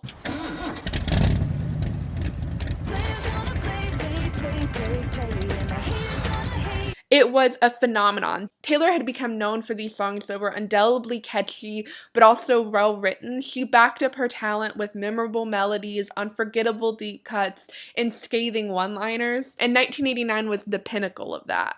Like I said in the debut era, Taylor had been self-memorializing from the beginning, and she had become a force to be reckoned with within the industry. And now with the release and mega success of Shake It Off, Taylor became even more of a hot topic with the mainstream media. There truly was not a day that a new picture of her walking about New York or a new headline about her, true or false, positive or negative, was being released to the world. She was truly the star of 2014, and she couldn't really go anywhere or do anything without it becoming newsworthy. And Taylor has actually talked a lot about since how all of it has had long-term effects on her to really unhealthy degrees. And Taylor did start talking about how scary and out of control her life had become soon after this. And it did get to the point where Taylor was clearly annoyed with the constant paparazzi supervision on her life. And this was no new part of Taylor's career. She had oftentimes been photographed when she was out and about. But before 1989, it seemed like she had enough decent privacy to at least go grocery shopping without being paparazzied. but not anymore. It was also soon before the release of Shake It Off, or around this time, when Taylor joined Tumblr. Tumblr was at its peak around 2014, 2015, and was kind of like known as the social media for fandoms. And Taylor was one of, if not the first A-list celebrities to join Tumblr and utilize its tight-knit community to connect with fans. Tumblr will be mentioned quite a lot from here. She was an avid Tumblr user for most of 1989, and it comes up in later eras as well. And Taylor would talk about her time on Tumblr in interviews and how she used it to interact with fans. Taylor's press schedule for 1989 was insane. There was not a talk show, there was not a late night show, there was not a radio show that she did not go on talking about 1989. It was daily interviews, daily magazine covers, daily talk shows, daily night shows, or nightly night shows. Taylor was doing everything in her power to promo this album, which made fans who were already hanging on her every word all the more excited, but also piqued a lot of interest with the general public. It was clear that Taylor was very proud of this upcoming album and wanted to reach as many people as possible. It was also very clear that Taylor had something to prove with this album. Like I said, in nearly every interview, Taylor talked about how her record label tried to talk her out of going fully pop or tried to talk her into adding country songs. And this goes back to what I was saying in the debut era, where Scott will advise Taylor not to do something that ends up being one of the most career-defining moves. But Taylor knew what she wanted, and of course, it turned out to be the best thing for her career. And as much promo as Taylor was doing, and as much reach as she was trying to garner with all of this press, it definitely was out of hand a lot. Every aspect of her life had become magnified by 100,000, and I can't imagine that. At 24, which she was the age that I am right now, and I cannot imagine it. It was like with every passing era, you thought there couldn't be more attention put on her, or the spotlight couldn't get brighter, or the magnifying glass couldn't get bigger, but time and time again, it did. And it got to the point where a big portion of the hype surrounding 1989 was Taylor existing. Like, the daily paparazzi pictures in Shake It Off were enough. If you weren't around for that, I just don't know how to explain to you how absolutely chaotic it was. Taylor's friendships had also become a talking point around this time and later become a point of contention, but that's for 2015. Since the 2013 Victoria's Secret fashion show, Taylor was often seen with a band of supermodels. Karlie Kloss, Gigi Hadid, Cara Delevingne, Martha Hunt, alongside Taylor's longtime friends such as Selena Gomez, Haley Steinfeld, Lorde, Lily Aldridge, etc., etc. Taylor became known for her iconic street style and her large group of girlfriends. It was also around this time that Taylor had become an outspoken feminist, and while this will come up later alongside some controversy, it was a step in the right direction and began paving the path for Taylor to later come out about her liberal views. Up until now and all throughout the 1989 era, Taylor remains apolitical, and while for a lot of people that was a good thing, it left a lot of room for interpretations because her lack of political identity led to a lot of people projecting, despite her purposely not claiming any political affiliation. Feminism, while it is political in today's climate, it really shouldn't be, and the way that Taylor was interacting with it was not in a political way, really. And this is something that will come up quite a few more times, but just so you know, this is when Taylor began kind of inching into the political sphere, whether she intended to or not. But anyway, moving on back to the timeline, Taylor performed Shake It Off soon after the song's release, and then on September 8th, 2014, Taylor appeared on her third Rolling Stone magazine cover. The Rolling Stone interview is actually the beginning of a very arduous and futile feud between Taylor Swift and Katy Perry, and this is something that is later resolved, so I'm going to kind of gloss over it, but basically in the Rolling Stone interview, Taylor talked about a woman in the music industry who she had bad blood with. Basically, the whole story is, if I'm not getting anything wrong, Katy Perry had a tour in 2010, and when her tour stopped or when she took a break or something, two of the dancers from Katy Perry's tour went to work with Taylor on her Speak Now tour. And then when Katie started touring again, she reached out to those two dancers and said, hey, I'm touring again. You two are welcome to come back if you'd like. I think that's how it went. The whole thing kind of fell apart to where Taylor felt like Katie was trying to steal the dancers, and in Taylor's words, she saw this as Katie trying to sabotage her tour, and due to lack of communication between the two, it turned into this feud. And while Taylor never named Katie, it didn't take long for fans to connect the dots, and it was all but confirmed a few days later when Katy Perry tweeted the now infamous Regina George in sheep's clothing tweet. Like I said, the whole thing is pretty futile in my opinion, and it is later resolved. So I'm not going to spend a lot of time on it now, but just know this is where the whole thing started, and it will come up again and again and again. But moving on from that, also in September, Taylor performed at the iHeartRadio show in the iconic pink two-piece. And then in late September, Taylor posted this picture to her Instagram with the caption, "Last night was a dream." And this was how the secret sessions were confirmed to the public. Fans had suspicions that something was going on because of the way certain fans were talking and certain things that had happened. But with that Instagram post, it was official that secret sessions were now a thing. If you don't know what secret sessions are, it's basically where Taylor invited 89 fans to her home and played them 1989, the album, the full album from start to finish before it came out. And she basically swears them to secrecy, asking them not to share anything pertaining to the album. And in all the years that secret sessions were a thing, hardly any information about songs or about the music itself was released. And Taylor explained that she was so proud of the album that she wanted to share it with fans before the world got to hear it. And she would make them baked goods and feed them chicken tenders, and it was like a whole thing. It was like Tea Party on steroids. And while all good things can't last and secret sessions later become a bit messy and chaotic,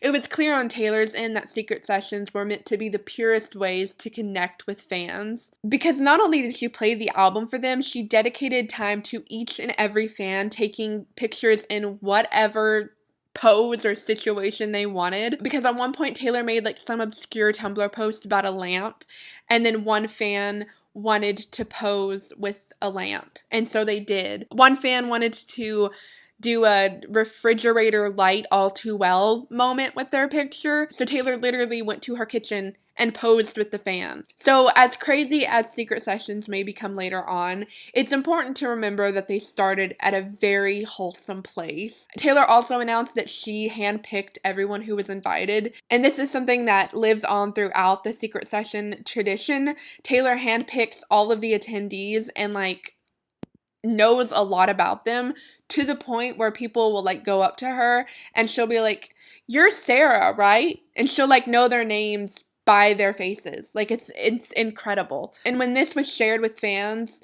the posting to be noticed by Taylor became even more of a thing. Taylor did secret sessions in all of her homes in LA, New York, Rhode Island, and Nashville, and then rented a massive hotel room in London. Taylor invited 89 people to each location, which totaled 445 fans, and 4 + 4 + 5 = 13. The timeline spanned from late September to mid-October. On October 9th, 2014, Taylor performed for the BBC Radio. She sang Shake It Off, a remix of Love Story, and one of her most iconic covers to date, which of course was Riptide by Vance Joy. This is a fan favorite cover, and for good reason. It's such a good rendition of that song.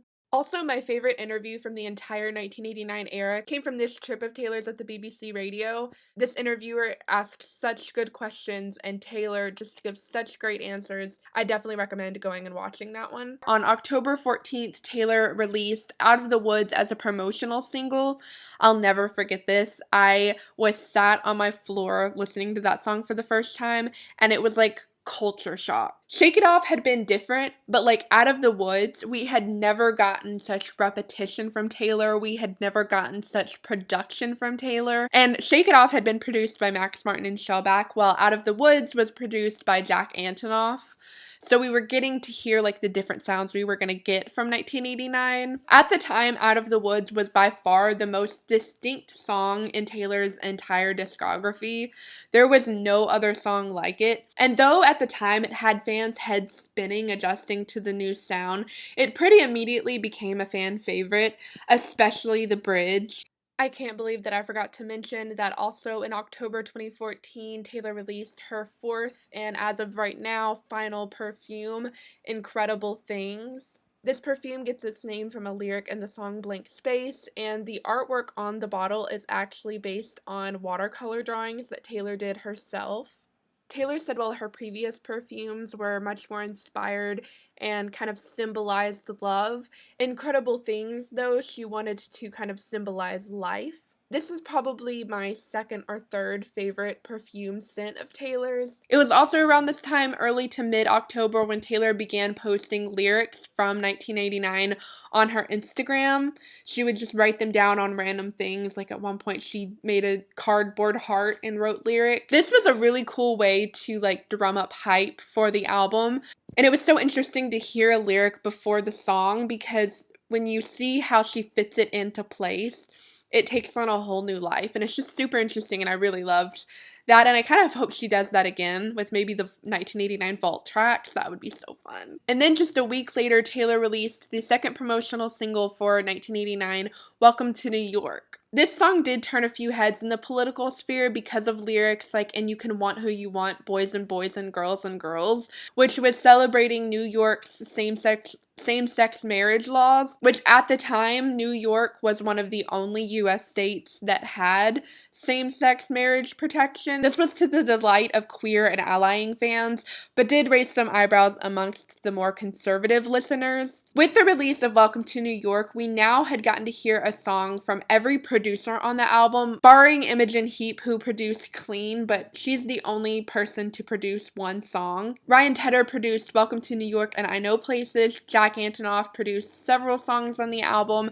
and Max Martin and Shellback produced most of the songs on the album. So barring Imogen Heap, we now got to hear all of the different ways that 1989 was going to sound, and it was nice to see the range that we had already gotten. One very funny thing that I forgot to mention in the week leading up to 1989's release was the iconic accidental release of Style, aka 8 Seconds of Static, that went to number 1. Basically, the story goes, Style was accidentally listed on iTunes as available for purchase, but when you listened to the preview of the song, it was just 8 seconds of static. But despite this, the second the song was available for purchase, it shot up to number 1. It was truly incredible and really showed how much interest was being put on Taylor at the time. Soon after the whole Static incident, Taylor went on the Jimmy Kimmel Show, where they talked about that whole situation as well as other things in the lead up to 1989's release. She also performed several songs that night in one of my favorite performance outfits from this time. So like I said, I think Taylor felt like she had a lot to prove with 1989, and I think especially in response to Red's biggest critique being that it was too all over the place sonically, so she really cracked down on the amount of producers she worked with on the album, and I think in one interview, I think at the Grammy Museum, she said that she had Max Martin kind of oversee the whole project and to make sure that it was kind of cohesive, which if I think for me was the mantra for the Red era, sonically cohesive was the mantra for the 1989 era. I also think that she may have felt like she needed to prove to herself that she could create something that would garner the acknowledgement and approval for her craft that she deserved. Fearless had been such an awarded and appreciated album, and with Speak Now and Red, while they both had their fair share of accolades, she hadn't gotten that same amount of praise since Fearless. And we now know from the 2020 Miss Americana documentary that Taylor her fuel was that an acknowledgement and appreciation for doing good and being good. So I think there was a part of Taylor putting so much into the 1989 album and putting so much into its promo and how much press she did and everything like that. I think a lot of that came from this place of having something to prove. And so I think that's why she went so hard with this album and in this era, and why it truly felt very non-stop. And we'll definitely see this mentality from Taylor again, where it's like, if thing 1 doesn't get the approval, thing 2 must be what they're looking for. If Red was too all over the place, 1989 would be cohesive. If Red had too many tracks, 1989 would be a well-curated body of work. If Red wasn't pop enough, 1989 would be nothing but pop. Taylor wanted to prove that her craft was worthy of that Album of the Year award, and in the end, she did. And that all began on October 27th, 2014 with the official release of 1989. Despite having only one official single out that came out 3 months prior, the album skyrocketed to number 1 and stayed there for 11 weeks. The album sold 1.287 million copies within its first week and broke the record for biggest first week sales since 2003. And this was also Taylor's 3rd time in a row selling more than 1 million copies for her album within its first week. It was a monumental amount of success, and it blew the predictions for the album out of the water. If I'm not mistaken, 500,000 copies was the estimated amount that the album would sell within its first week. So selling 1.287 million was a bit more than that. And the predicted estimate was so low because hardly anyone was selling albums anymore. Like I said, physical media was a dying art. Streaming services were taking over in all forms of media. So it was not expected at all for anyone to be able to sell this many albums. And also Taylor knew that if she wanted people to buy the album, she was gonna need to give them more of an incentive to do so. This is a big reason the album booklet had hidden messages, so people would want to buy the physical album and flip through the booklet to find the hidden messages. So Taylor has done something that I don't think, I've personally not seen a lot of other people do, which is understand that as the music industry grows and changes, there's gonna be more of an incentive needed when it comes to buying physical albums. There needs to be something that goes along with the album to make it a unique experience. And though this wasn't necessarily the case with Taylor at the time, but for the most part, anyone can stream the music. Why would they buy the physical album? So Taylor understood that there needed to be an incentive. There needed to be a companion to the album.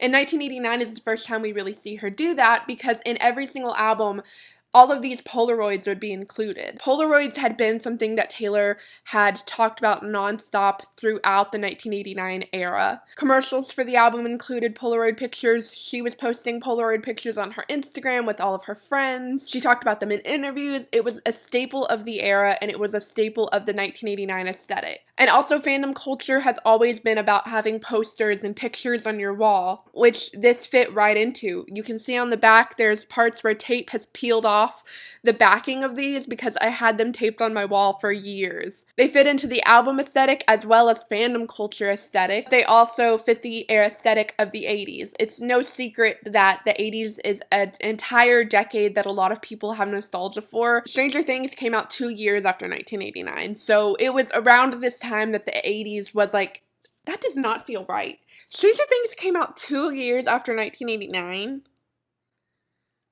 Ew. But this is the beginning of Taylor having a companion item with each album. And also, it really did feel like Christmas when you opened that album and those Polaroids fell out. I'll never forget begging my mom to take me to Target so I could get 1989. And also, the Polaroids had lyrics written on the bottom. Focus on this. This one says, "Baby, now we got bad blood." And each one of them say something different. I think she said there were 70 in total, and I think each album had like 10 or something. There were 13 in each album, 65 in total. I should have known. And you couldn't tell which album had which Polaroids, so a lot of fans would buy like 5 or 6 albums trying to get different Polaroids. Withholding her music from Spotify and other streaming services was an ingenious move because it could not be done in today's world.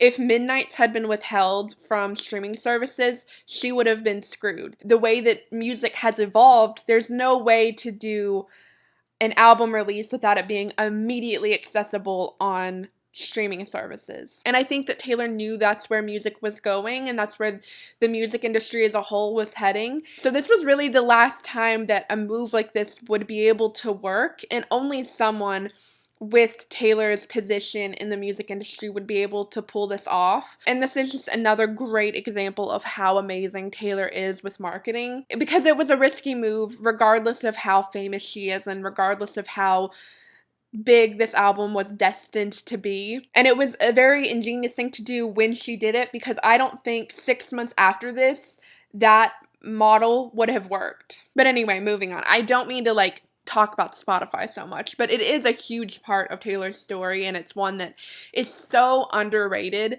because she really invoked so much change. But I've got to move on. When the album was released, it did beautifully. Most of the tracks ended up making it to the top 10 slots of the iTunes store, which you didn't see too terribly often back then. And also, I don't know where else to put this in the script, but the day of 1989's release, Taylor was made New York City's global welcome ambassador because of Welcome to New York and like the good rep that gave the city. So that's really casual.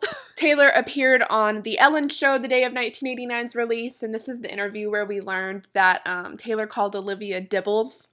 This is also the era where Taylor became known as like the cat lady. In every interview, she was asked about her cats. In every interview, she talked about her cats if she wasn't asked. She was consistently posting them on social media. It was a part of her brand. And this is something that remains a constant within her brand from now on. And continuing on the tradition from Fearless and Speak Now, the day of 1989's release, Taylor, or a day after, I think maybe, I don't know, around the time of 1989's release, Taylor went to Target to buy the album. They took like a little photo shoot in the aisles of Target, and Taylor danced in front of TVs. It was like a cute little moment. And another notable thing about 1989 was the differences with the hidden messages in the album booklet. Usually prior to 1989, the hidden message, like we've discussed, was usually a hint or a clue or something to do with what or who the song was about. With 1989, all of the hidden messages told a story from beginning to end. So the story goes, we begin our story in New York.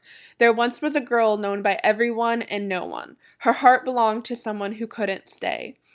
They loved each other recklessly. They paid the price. She danced to forget him. He drove past her street each night.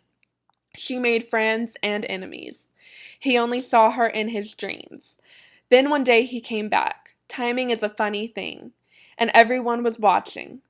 She lost him, but she found herself, and somehow that was everything. So there were no hints or clues or anything within the story being told. And I think that that was because Taylor's career had become this thing that the media just kind of acted like was theirs to dissect. That I think continuing to do the hidden messages the way that she had was giving too much. And these are all assumptions, and I could be very off with my assumptions, but that's always the vibe that I got when it came to the hidden messages. Taylor continued doing press like nobody's business following 1989's release. She did GMA the morning of the 29th in the Ryan Seacrest show later that evening, where we got the iconic dodge of the style question. And why did you name it Style? Because the hook is we never go out of style. She also did another radio show interview on Halloween where she dressed up as a unicorn. And these are just the interviews that I was able to find dates for. There were probably a lot more that I just didn't click on or wasn't able to find from the time after the 1989 album release. Because it was like every single day back then we were getting a new interview from either a magazine or a radio show or a talk show. It was wild. Then moving on to November, on the 10th, Taylor released 1989's second official single, Blank Space. The song became an immediate fan favorite upon the album's release. Half of the audience loved the poking fun the song did at her media-given boy crazy persona, and the other half was enthralled by trying to figure out what she meant by Starbucks lover.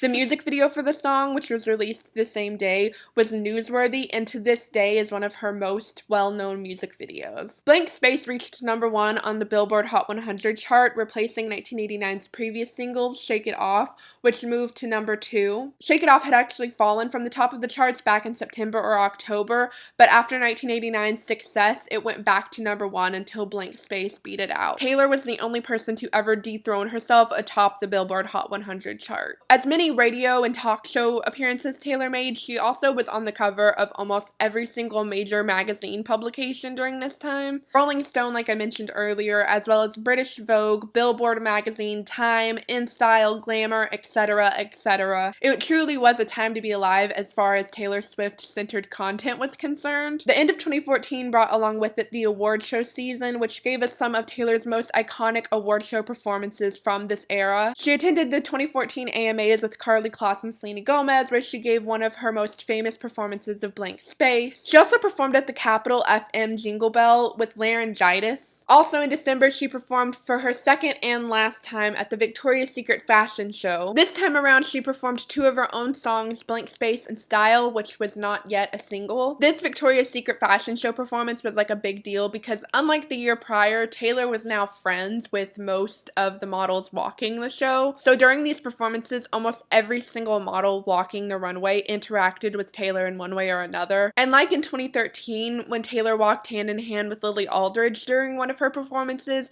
this time she walked hand in hand with Karlie Kloss. On the eve of Taylor's 25th birthday, she was very busy, and I might have dates wrong because I don't know how she was at so many places at once, but every time I looked into it, I kept getting the same date. But regardless of the timeline, Taylor attended the 2014 Billboard Women in Music event, where she was being honored with the title of Woman of the Year for the second time in her career. The first time was back in 2011. During this event, there was kind of like this panel of successful women that had people like Aretha Franklin, Ariana Grande, Taylor Swift, and others. And they just talked about their experiences within the industry and how things can improve and all this stuff. And a really sweet moment happened when a birthday cake was brought out for Taylor and Aretha Franklin actually sang happy birthday to her. Also, another very sweet moment from this night was when Taylor was being honored with the award for Woman of the Year. It was presented by her friend slash fan, Gina. She is the one that had the bridal shower back in April that Taylor attended and did the vlog for. So Gina was asked to present the award. And she gave a really heartwarming speech about how Taylor isn't just this celebrity, but almost like family, and it was really sweet. And then Taylor came up to give her speech, and this is actually a really iconic speech that will come up later in the future, where she talks about how somewhere out in the world there is a young girl in choir or piano practice who is someday going to be the next Woman of the Year, and how they need to work to protect that young girl. And just 5 years later, Billie Eilish was awarded with the same Woman of the Year award. And during her speech, she talked about how she was 11 at the time of Taylor's 2014 speech and was in both choir and piano practice.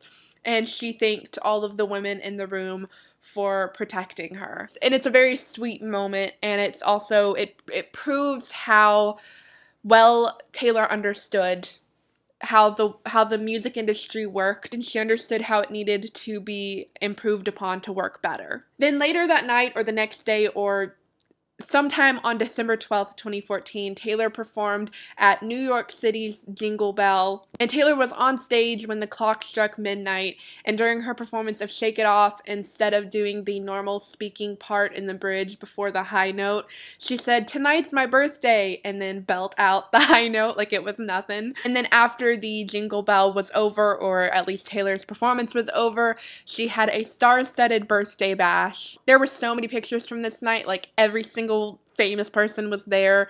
Ed Sheeran, Five Sauce, Beyonce. And then for Christmas 2014, Taylor did yet another gesture of kindness for her fans, creating Swiftmas, which, a lot like with the Secret Sessions, Taylor handpicked several fans and then bought them gifts, hand-wrapped them, and then sent them to them with personalized notes and pictures and lots of stuff. And I think she did this for like 50 different fans. She even drove some of the gifts to fans personally. And it was also around this time in the early 1989 era where Taylor was known to be like driving around New York City.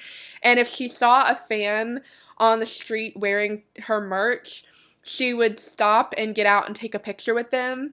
And there's actually a singer, I'll see if I can find her name, who literally was like thinking of quitting her music career the day that she was walking down the streets of New York in Taylor merch, and Taylor stopped and took a picture with her, and that like inspired her to keep going. And she's now like a really successful singer. And like I said, it was very clear that Taylor was using like all of this album promo and social media to reach a lot of new fans. But something else that she was very clearly focused on as well, which was very smart of her, was strengthening the bond with existing fans as well. I think Taylor was very aware of the fact that having a large fan base wasn't as important as having a loyal fan base. And like I said earlier, Taylor showed her fans a lot of respect. And if you expect loyalty from a group of people, you're gonna have to be loyal to them back. And that's what Secret Sessions and Swiftmas was. I was very aware of the fact that like this looked good for Taylor on paper. Like this was a great marketing move to utilize her relationship with fans like this. It didn't make any of it feel less important or less special. And this was also a time before parasocial relationships were as strong as they are now. And if it was kind of like a hive mind parasocial relationship. Back then it was much more clear that this was like a group effort, a group relationship, which personally I think is a lot less dangerous than when it's a one-on-one, kind of like a one fan feels like they have a strong connection with Taylor, which I think is much more common now. And is another reason I think Taylor has pulled back in recent years, because of the way that fan attitude and fandom culture in general has shifted in the last few years. But back at this time, it very much was this much easier to manage kind of thing where it was a lot of groupthink, which I'll give you is also very dangerous. But with Taylor interacting with fans, it was like when she interacted with one fan, we all felt special because of it, and she knew that. And I just think that it was very smart of Taylor to be very intentional about the relationship that she had with her existing fans, because I do think that that is something that a lot of artists do neglect, is their older existing fans. They already have them in their pocket, so it's not as important to please them as it is new fans. Jumping genres was risky, and it did alienate a lot of people, but Taylor knew that music was more than genre, and at the end of the day, the lyrics and Taylor herself was the crux of what fans relied on. So going so far out of her way to strengthen the relationship with fans was a wonderful move on not only a marketing level, but a personal one, being a fan myself. So when we look back at that narrative question of how was Taylor able to create and maintain such a loyal fan base, this is a crucial point in that. Moments like these are very important to answering that question. And then to end the year, Taylor performed at the New Year's Rockin' Eve show, which she had done several times at this point. This night, she performed Welcome to New York and Shake It Off. Then jumping straight into 2015, which was a huge year for Taylor. She posted more on Instagram in 2015 than I think she has in any other year of her career combined, especially once tour started. We got this picture of Taylor and Jack in the studio where most of 1989 was created, at least on their part. We also got a lot of pictures with Taylor and her friends, and it was very clear how much Taylor was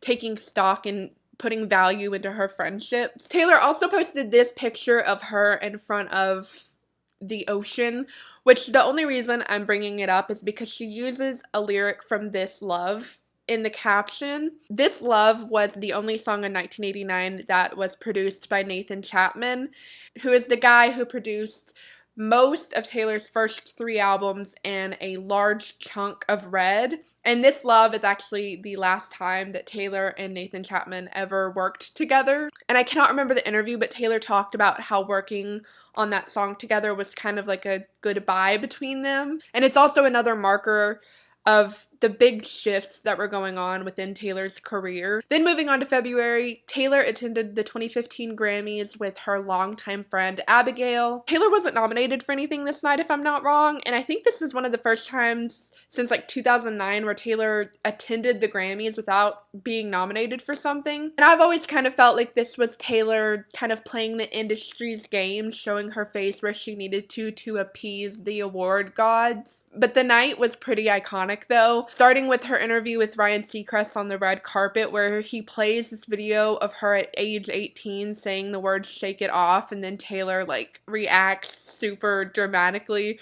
And it's so funny. This is also the night where Taylor wore shoes that baffled scientists. It's also the night of the infamous interview where the interviewer said she thought Taylor would be walking home with more than awards, but some men. It also gave us this video of Pharrell's death glaring at Taylor for some reason. We also got this photo that night, which, if I'm not mistaken, was the first time we had seen Taylor and Kanye together since 2009. It had been like 5.5, 6 years since the VMA incident, so it seemed like everyone had grown up and moved on, all was forgiven and forgotten.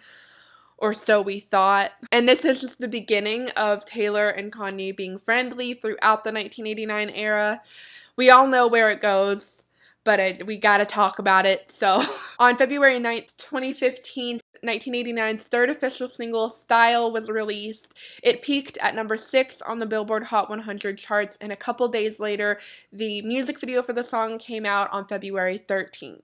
On February 20th, Taylor attended an Oscar de la Renta fashion show with Karlie Kloss, and a few days after that, she attended the Elle Style Awards, and this is the night that reportedly, apparently, Taylor met Calvin Harris. Like I said, I'm not going to talk about her personal life, but I did just want to note that this is when they apparently met and started dating soon after. Taylor also attended the Vanity Fair Oscar after party in February 2015 with some of her friends. Then a few days later, on February 26, 2015, Taylor attended the Brit Awards for the second time. She wore a beautiful black gown with a red dragon on the back. It was such a good look. She won her first Brit Award that night, and during her acceptance speech, thanked Ed Sheeran for teaching her British lingo. We also got more Taylor and Kanye interactions this night, and this was the first time we got pictures of Kim with Taylor as well. And she also performed Blank Space at the Brit Awards, and again, this performance foreshadowed what we would later see on the 1989 World Tour. She also posted this picture on her Instagram.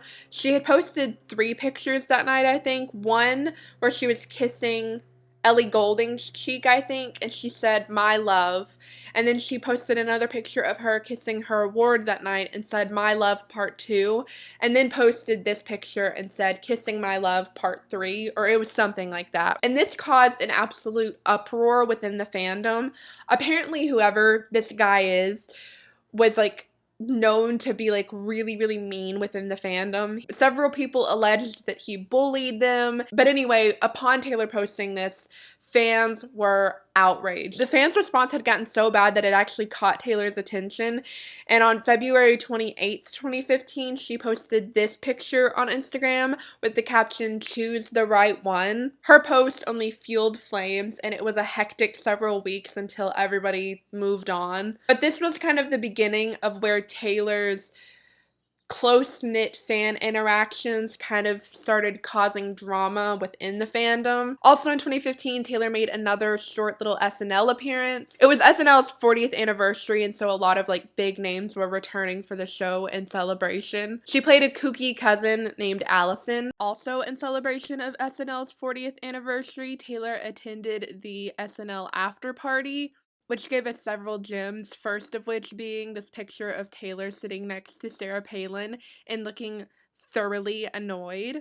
And also we got a rock version of Shake It Off, which Taylor performed alongside Jimmy Fallon and Paul McCartney.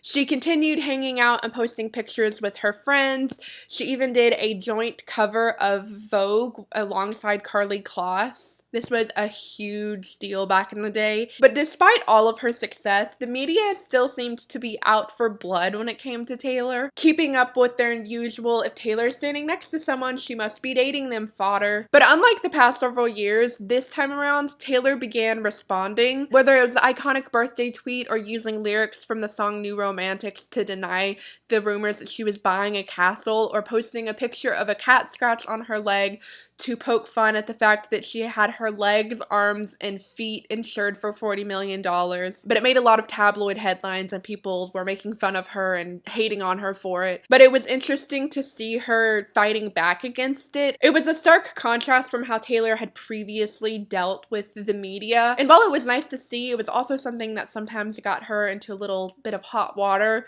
But we'll get back to that come July 2015. But back to March, Taylor attended the iHeartRadio show, and she also performed with Madonna that night, which was kind of random.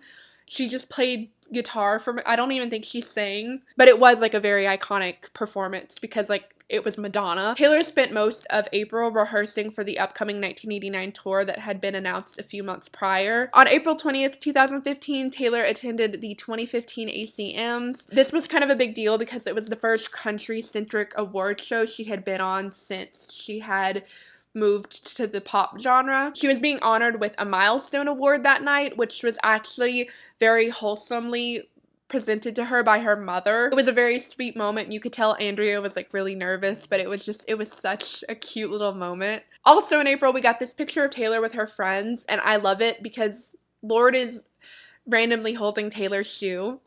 Like, why is she doing that? That's so funny. And then on May 5th, 2015, the 1989 World Tour began in Tokyo, Japan. The 1989 tour meet and greet room was called Loft 89. This time around, the decor was much more contemporary. Instead of there being a lot of texture and warm colors, there was a lot of black and white, blues and grays, more sleek kinds of furniture. It fit the 80s inspired aesthetic that we saw a lot during the 1989 era, though it still was a very cozy and inviting space. This hairstyle is called I have been straightening my curly hair too much lately and it needs a break. So let's just jump right into the last section of the 1989 era. I don't know why I said it like that, sorry. So like I said, the first two shows of the 1989 World Tour took place in Tokyo, Japan. The opening acts for the 1989 World Tour were Haim, Vance Joy, James Bay, and Shawn Mendes. After the first two shows, Taylor returned to the US to tour around America from May 15th to June 13th before heading to Europe, where she toured for the rest of June. After this, she returned back to the US and toured around North America from July to October of 2015. So now we're going to jump back to May 2015, but I just wanted to let you know that while we're talking about most everything that we're about to get into, Taylor was simultaneously touring all around the world at the same time. So just 2 days after the start of the 1989 World Tour, Taylor began teasing 1989's fourth official single, Bad Blood. On May 7th, 2015, Taylor posted a picture introducing her character from the Bad Blood music video, Catastrophe. From then on, for the next 10 days, Taylor posted twice a day on her Instagram introducing two new characters that would also feature in the video leading up to the music video's release. This music video was the moment of 2015 in pop culture. There were so many people in this music video, it wasn't even funny. There were people that you could expect to be involved with the Taylor Swift music video, including a lot of her friends such as Selena Gomez, Karlie Kloss, Gigi Hadid, Martha Hunt, Lily Aldridge, Hayley Williams, Haley Steinfeld, etc. But then there were people like Cindy Crawford and Jessica Alba that no one had any idea would be featured. And then other wild cards like Mariska Hargitay and Ellen Pompeo, aka Olivia Benson and Meredith Grey. Waiting to get introduced to the next character was like something everyone looked forward to that day. It was so fun. It was also announced that Kendrick Lamar would not only be featured in the music video, but would be a part of a remix of Bad Blood. So everyone was super excited about this music video. The video came out May 17th and was a huge deal. It actually was Taylor's first video to break the 24-hour YouTube record. Also in May, Taylor attended and did an award sweep at the 2015 Billboard Awards. This was just days after the Bad Blood music video had been released, so a big chunk of the cast from the video attended the award show with her and walked the red carpet with Taylor. And like I said, in 2014, Taylor's group of friends kind of become a point of contention, and the Bad Blood flood era of the larger 1989 era was kind of the boiling point when it came to Taylor and her friends. And that's because Taylor's group of friends was predominantly white and predominantly skinny. A lot of people did take issue with the fact that the group of friends, dubbed the Squad, lacked diversity. And I understand the valid criticism. I think a lot of the conversations being had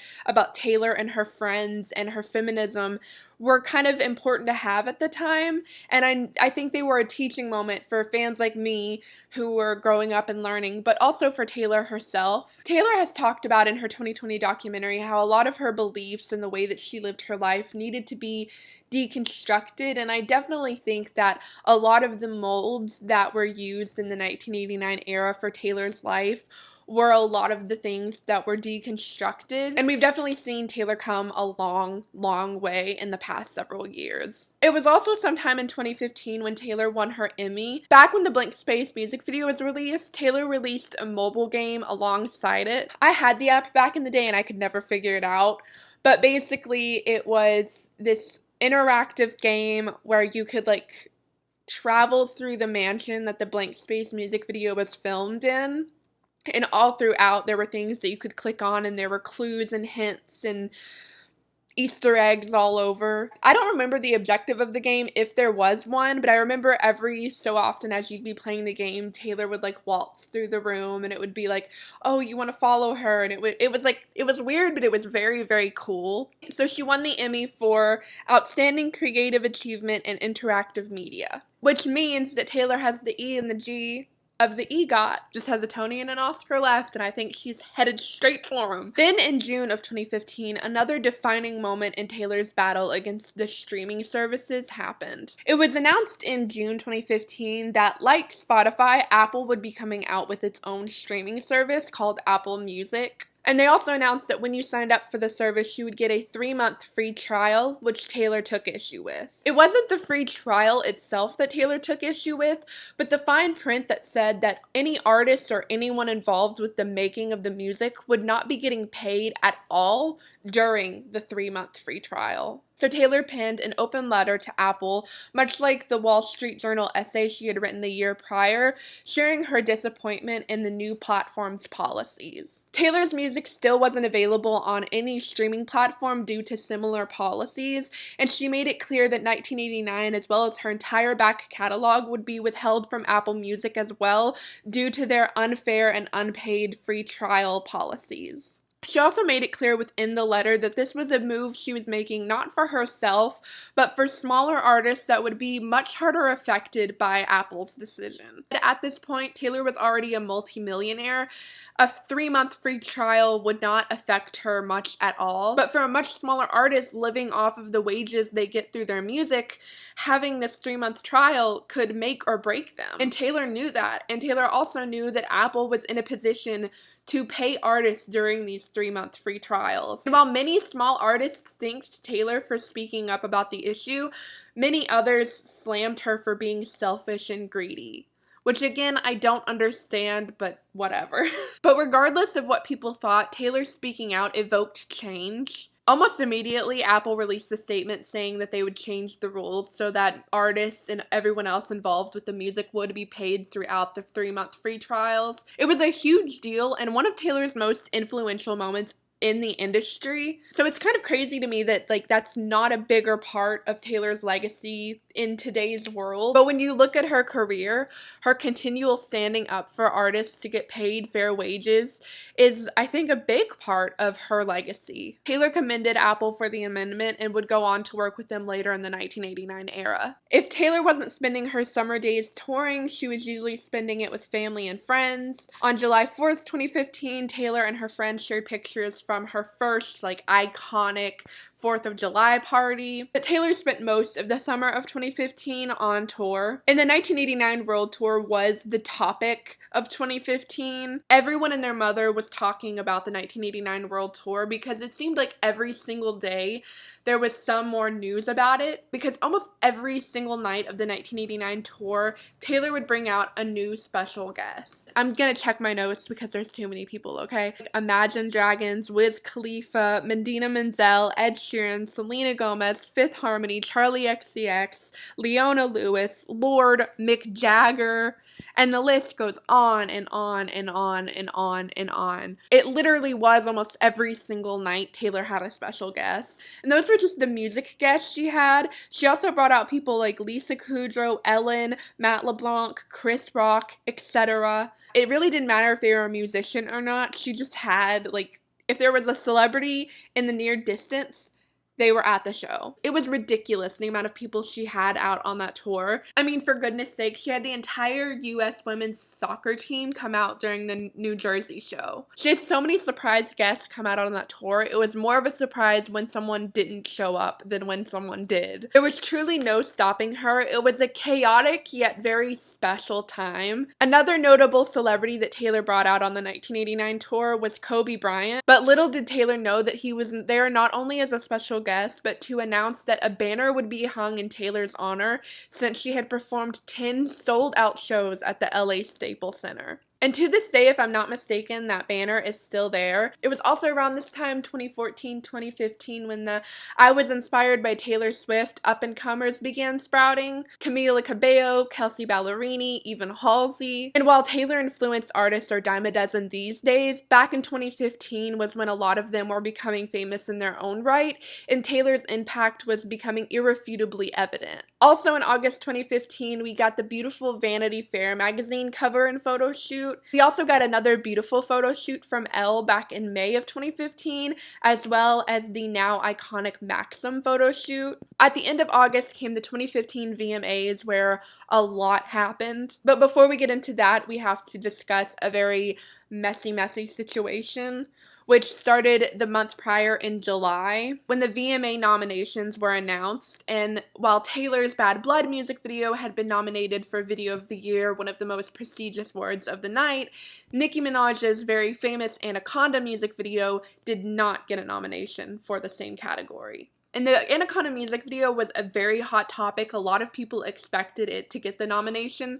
So when it didn't, Nicki was understandably upset. So that day she tweeted, "If your video celebrates women with very slim bodies, you will be nominated for Vid of the Year," among several other tweets about the situation. And though in Nicki's tweet she never named any names, Taylor assumed Nicki was talking about the Bad Blood music video, and in response tweeted herself, "I've done nothing but love and support you. It's unlike you to pit women against each other. Maybe one of the men took your slot."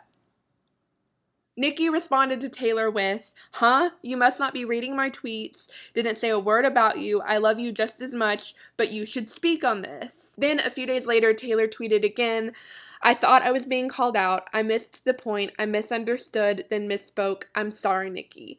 Nicki responded with, "That means so much, Taylor. Thank you." And then Taylor offered that if she won the award, she wanted Nicki to come up on stage with her.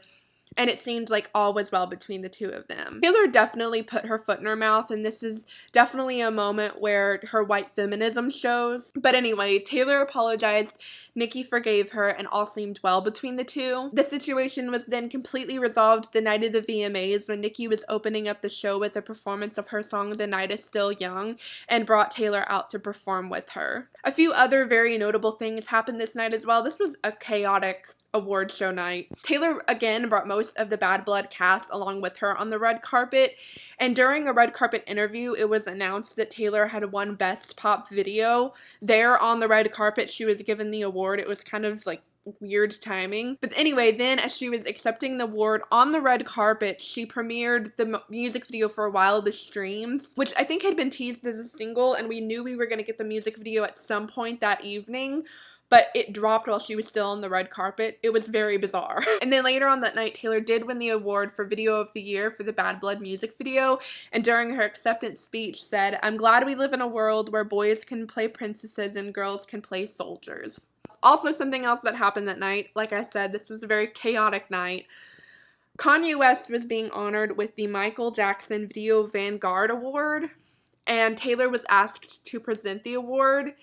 And like the good, nice person she is, she decided to do it, where she gave a nice speech about Kanye and then presented the award by all in good fun saying, "I'm gonna let you finish, but Kanye West has had one of the best careers of all time," which is mimicking what he said when he interrupted her at the 2009 VMAs. Kanye came up on stage and thanked Taylor for presenting him with the award, and then went on a long rant, which ended with him announcing that he would be running for president in 2020. You can see Taylor's face as he's speaking is like completely shocked by everything he's saying, and the camera continuously cuts back to her as she's standing arm in arm with Kim Kardashian. This was also the night that Miley was hosting the VMAs and Nicki confronted her live on stage. One of the most chaotic award shows I think I've ever witnessed. If TikTok had been around at that time, I really think that it would have started World War III. Something about that night. It was also very evident at this time that Taylor was doing her damnedest to let bygones be bygones and move on from the whole 2009 VMAs situation. And so when everything happens in 2016, it's just so weird to me that people try to act like she was spurring on the drama and playing the victim when it's so clear that she was valiantly just trying to move past it all. The next day after the VMAs, Kanye sent Taylor this like square cube of white roses, and Taylor posted a picture of it on Instagram thanking Kanye,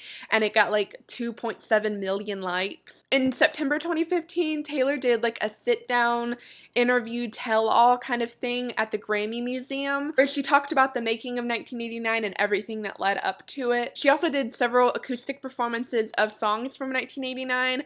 We got video of Out of the Woods, Wildest Dreams, and How You Get the Girl. Also in September, after doing all of these interviews and award shows, Taylor got back to touring. She concluded the North American leg of the 1989 World Tour on Halloween, and the special guest for that night was Idina Menzel, who dressed up as Elsa from Frozen, and so Taylor dressed up as Olaf from Frozen. The two of them sang Let It Go together, and Taylor continued wearing the Olaf costume through the entire style performance. After that, Taylor took a week off of touring before picking it right back up on November 7th, 2015 in Shanghai and Singapore. It was also around this time that Taylor was dealing with a lawsuit about the trademarked phrase Lucky 13, which she had used on St. Patrick merch back in the Speak Now era. And I, of course, have the shirt.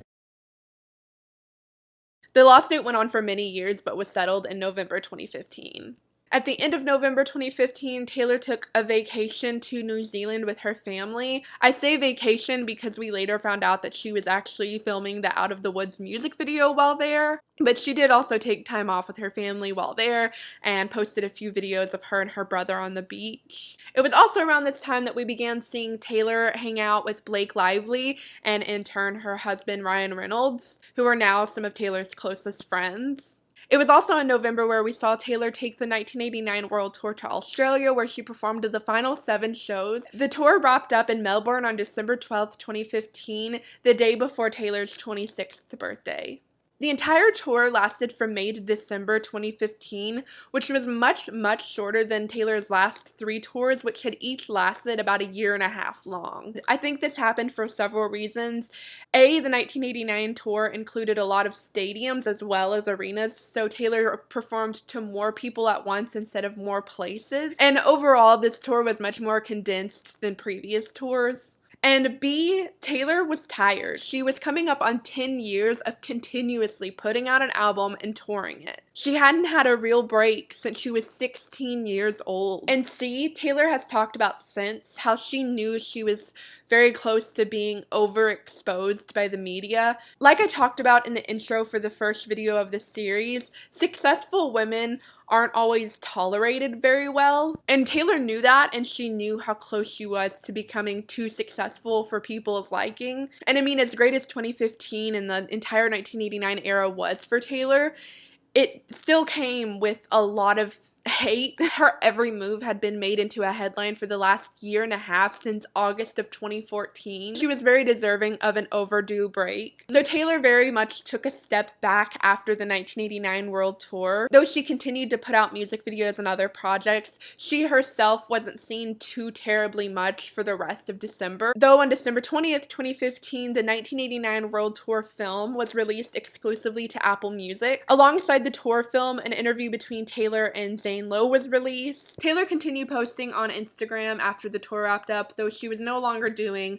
press or performances every single day. And then on December 31st, 2015, Taylor released the Out of the Woods music video. The song would be released as 1989's sixth official single, and it peaked at number 18 on the Billboard Hot 100 chart. And though Taylor continued to post on Instagram throughout late December and early January 2016, she was mostly quiet until February 2016. And in February 2016, Kanye West released his song Famous. I'm actually going to save the ins and outs of the entire 2016 Kim Ye situation for the next video, just so it's all told at once and we're not having to jump back and forth on the timeline. So I am purposely jumping over that section of February 2016, but we will discuss it in the next video, unfortunately. All you need to be reminded of is Kanye West released the song that referred to Taylor Swift in a very rude way, to say the least. And though Taylor's team put out a statement about the situation, she herself did not say anything at the time that it happened. And just a few days after this was the 2016 Grammys, where Taylor was nominated for several awards. Before the show even began being broadcast, they'll do like a preliminary award ceremony where the less exciting or not TV-worthy awards will be given out. And during that, it was announced that Bad Blood had won the Grammy for Best Music Video. So in response to that, Taylor posted a video of her and her team and Selena Gomez in her dressing room freaking out over the win. And in the video, you can see that Taylor has cut her hair very short, but fans clocked the haircut right away. The second the camera panned to Taylor, people were like, oh my god, she cut her hair. And then just a few hours later, Selena Gomez and Taylor showed up on the Grammys red carpet. Taylor was also actually opening up that night at the Grammys, so she walked the red carpet early and then went and changed into her performance outfit, which was a black edition of her outfit from the 1989 tour that she wore during Out of the Woods, which is the song that she was performing that night with Jack Antonoff on stage, which was super cute because they produced the song together and they'd become really good friends, and it was a great performance. And for everything that 1989 was, this was the night, because Red had lost the Grammy 2 years prior, almost to the day, and everything that had happened since was leading up to this. This was going to be the redemption for Red losing that Grammy. 1989 was everything that Red wasn't. 1989 was everything that people had wanted from her. Everything that Red had gotten wrong, 1989 had gotten right. Everything that Red had gotten right, 1989 had done better. I think in a lot of ways, a big part of 1989 was leading up to this night at the Grammys. All of the blood, sweat, and tears that Taylor had poured into 1989, all of her tireless work was finally going to pay off.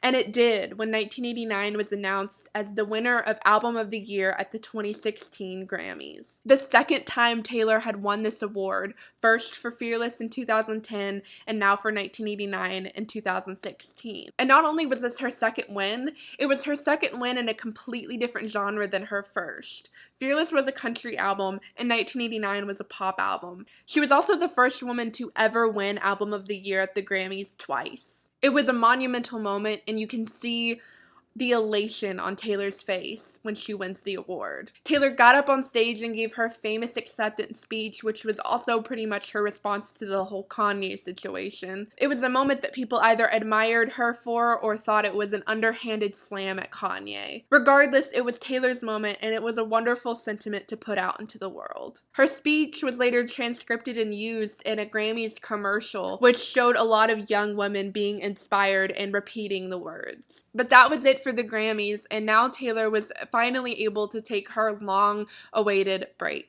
Later in the month of February, Taylor attended her childhood friend Britney's wedding as maid of honor. Taylor had posted on Instagram about being asked to be maid of honor months prior, and it was a super sweet occasion. Also in late February, New Romantics was released as the final single from 1989. The music video for the song was Okay, so my camera battery actually died then, so we're just gonna continue this with a little voiceover. Hope that's okay. So in late February, New Romantics was released as 1989's final single. Its music video was the 1989 tour montage and was released later in April. The song peaked at number 46 on the Billboard Hot 100 chart, which is actually a crime, honestly. And to end the month of February, Taylor attended the Vanity Fair Oscar after party alongside Lorde and her brother Austin. All three of them slayed so hard that night. I actually have that written down in my script. They slayed so hard that night. In March, Taylor vacationed on a beach. She continued living a normal post-tour life, hanging out with friends and family. In April 2016, we got some commercials for Apple Music. Taylor also attended the GLAAD Awards in April as well. She presented an award to her friend Ruby Rose that night. A few days after that, also in April, Taylor attended the 2016 iHeartRadio Awards, where she won several awards for Best Tour, Best Female Artist, and Best Album. Also in April, Taylor's 73-question interview with Vogue was released, which had been filmed back in January 2016. Now, because of everything that happened in 2016, 1989 never really got an official end marked with the beginning of the next album cycle like most previous eras had. So I'm going to go ahead and say that the 1989 era ended on April 14th, 2016, when the May 2016 issue of Vogue dropped, giving us our first look at the Bleachella era. And everybody's watching her, but she's looking at you. The Bleachella era, while short-lived, is one of the most iconic eras of them all. Though it is not formally recognized as an era, often sandwiched in with the hiatus sub-era that follows it, the stint of Taylor's Hot Girl Summer is a treasured fandom memory. This era gave us some of the boldest, loudest, most extravagant looks to date. It took 1989's out-of-the-box aesthetic and ran with it. Nearly every single look we got from Taylor during this time was something we never thought we'd see. This was truly Taylor's most explorative era yet when it comes to aesthetics. There really is no box that it fits into. From ultra casual outfits to the most absurd, extravagant thing you've ever seen, there was not one moment of peace throughout this entire summer. Bleachella is the beginning of the end, the calm before the storm, and it truly was a blast to witness. I have redecorated the shelves, and I don't want you to see the new look until we get to Reputation, so we're going with the blank wall today, minus the light switch, aka the bane of my existence. And also, this section is only going to be covering the Bleachella part of the summer of 2016. The last thing we will talk about in this video is early July 2016. The latter half of the summer of 2016 will be dubbed the hiatus because Taylor unbleaches her hair around that same time. So technically it's not in the Bleachella era anymore.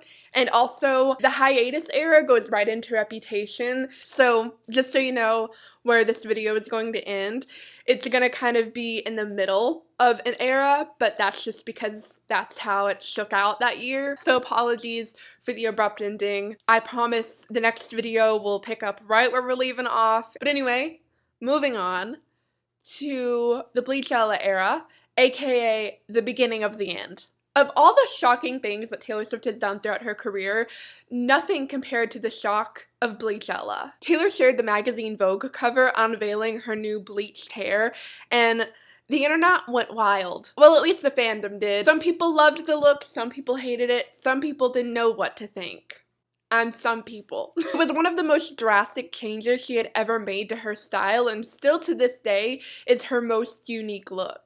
And not only was it a change of hair, she had shifted her entire clothing style from the 80s soft glam ultra girly to the 90s grungy edgy punk look. She was wearing a lot of plaid and leather and a lot of animal print and a lot of things we had never really seen her wear before. It just felt like we were entering into an era unlike any before. It was a really interesting time to watch Taylor go through such a style change, and even if it was one that didn't really go anywhere ultimately, it was a fun time to witness her play around with her style. And then on April 15th, 2016, Taylor shared that she would be attending that year's Coachella Festival, and in her Instagram post where she shared that she would be going to Coachella, she dubbed the experience Bleachella, which is where the era got its name.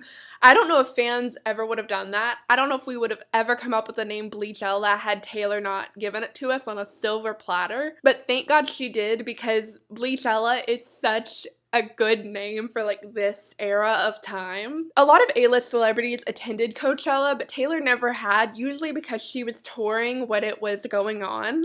So it was kind of cool to see her go and live her life and kind of have fun, not really touring or planning an album for the first time. And it was also around this time when Taylor began promoting her at the time boyfriend Calvin Harris's upcoming song, This Is What You Came For. A lot of fans were kind of wondering why she was all of a sudden promoting his music when she had not done so before, nor had he with her music. But Calvin Harris was performing at Coachella that year, so fans just chalked up her support to her repping that she was at Coachella for him. In the beginning, fans weren't too suspicious of anything. For the rest of April, Taylor continued posting on Instagram pictures of her with her family, her cats, her friends, as well as continuing to promote This Is What You Came For, which this is when fans started becoming a little suspicious as to why she was promoting the song as much as she was, because like I said, she'd never really done so before. So before we had really any details at all, fans began wondering,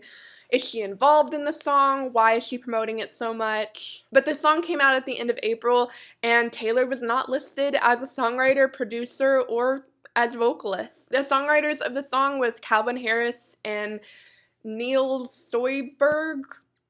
I don't know how you pronounce that. I'm not even going to try again. We're just going to go with Niels. I've heard that's how you pronounce that, so we're just going to go with that. So fans let go any of their theories that Taylor was involved with this song, because if she were, she would have to be credited, and she wasn't. So we thought. And though she wasn't credited, diehard fans quickly called out that they were hearing Taylor's vocals in the background of the chorus.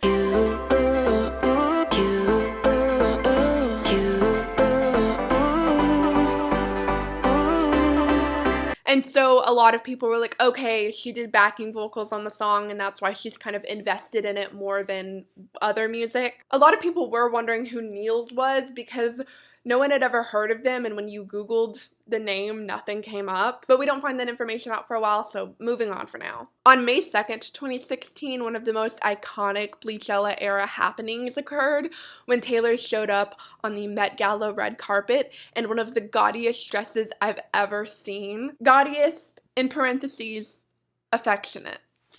This was again another look that shocked everyone. She was wearing near black lipstick, which was out of the realm of possibilities in my mind for what I would see Taylor Swift wear on a red carpet. And she wore a sparkly silver dress with cutouts and these shoes that wrapped around her entire leg. It was both off-putting and cool and new and retro and weird and awesome. It was a lot of things at once. And that was kind of the consensus for the whole night. The theme was a weird one. I can't remember what it was off the top of my head, but I'll put it on screen. Only a few people showed up in looks that like everyone liked. This is also the first night that fans can publicly place Taylor Swift and Joe Alwyn in the same room together. But anyway, that's not really important right now anyway, so moving on. The rest of May was pretty quiet. We didn't hear a lot from Taylor. She attended the BMI Awards, which gave us one of our last Bleachella red carpet looks. And she also attended a fan's wedding and performed Blank Space, among many other songs. I'm laughing because in the video of her performing Blank Space, she's like talking before she starts singing. She's like, I never thought I'd be singing this song at a wedding, but here I am, and it's super funny. But it was just 1 month after the Met Gala on June 2nd, 2016, when rumors that Taylor Swift and Calvin Harris had broken up started circulating. And again, I'm not getting into her personal life just for the hell of it. This is unfortunately relevant to the story. But on June 2nd, Calvin Harris put out a tweet confirming that the rumors were true and that him and Taylor had broken up. But he said that there were no hard feelings between the two, and Taylor retweeted it. So it seemed like whatever the ending was, it was amicable enough. And then for the last half of June, Taylor was seen traveling like all around the world. If I remember correctly, she was seen in Rome and Paris. She was just having her first real summer off, and she seemed to be really enjoying it. And this was also when Taylor's hair growth was kind of evident from February. So her hair had grown out to around shoulder length, maybe a little shorter by the end of June. And also her hair color was kind of fading back, or she was dyeing it back to her natural shade. By the end of summer 2016, Taylor's hair would be back to its natural shade and longer than it had been since February 2014. 2016 is also the last year we got pictures from any of Taylor's 4th of July parties. This was just before Trump's presidency, and I don't know if that had anything to do with Taylor no longer wanting to be patriotic, but it's a funny coincidence either way. Also, late June, early July was when it was uncovered that Niels Stoiberg's true identity was Taylor. Taylor's team confirmed to Rolling Stone that she had used the pseudonym while writing the song. Calvin Harris then went on a Twitter spree where, in the beginning, he was being pretty nice, corroborating the fact that Taylor had written on the song and used the pseudonym. He also shared that she did backing vocals on the song too, confirming fans' suspicions. But as he continued tweeting, he began getting meaner and meaner to the point where he was just saying things to be hurtful. The only reason that I think she used the pseudonym in the first place was so that the attention wouldn't be on her. But this was 4 months after the song had been released. It had already fallen off the charts. It was very low stakes for her to confirm that she was Niels. If anything, I'm pretty sure the song went back to charting after all of this came out, that Taylor was a part of it. The only reason I'm mentioning that, because like I said, I'm not mentioning personal things unless it directly affects Taylor's career, but I think this whole situation did impact Taylor's image. A lot of people did think that it was unnecessary or mean or vindictive of her to confirm that she had written on the song after all of this time. A lot of people accused her of just wanting attention and being mean and manipulative and all this stuff. But I think this definitely primed the general public to take issue with Taylor very easily. This wasn't necessarily a cancelable offense, but it was kind of like placing the nail in the wood that would later be hammered to death, because Taylor's name hadn't been in the news much at all, except for drama in 2016. So unless you were a fan, all you were really hearing were these more negative things about Taylor for all of 2016. And so up to this point, Taylor's 2016 had been a very tumultuous, bumpy ride. There were intense highs and intense lows, winning Grammy Album of the Year for the second time, being dogpiled on by the media, but nothing could have prepared anyone for what was to come next. And unfortunately, that's where this video is going to end. Like I said, we're ending in the middle of an era at a very unsatisfactory conclusion,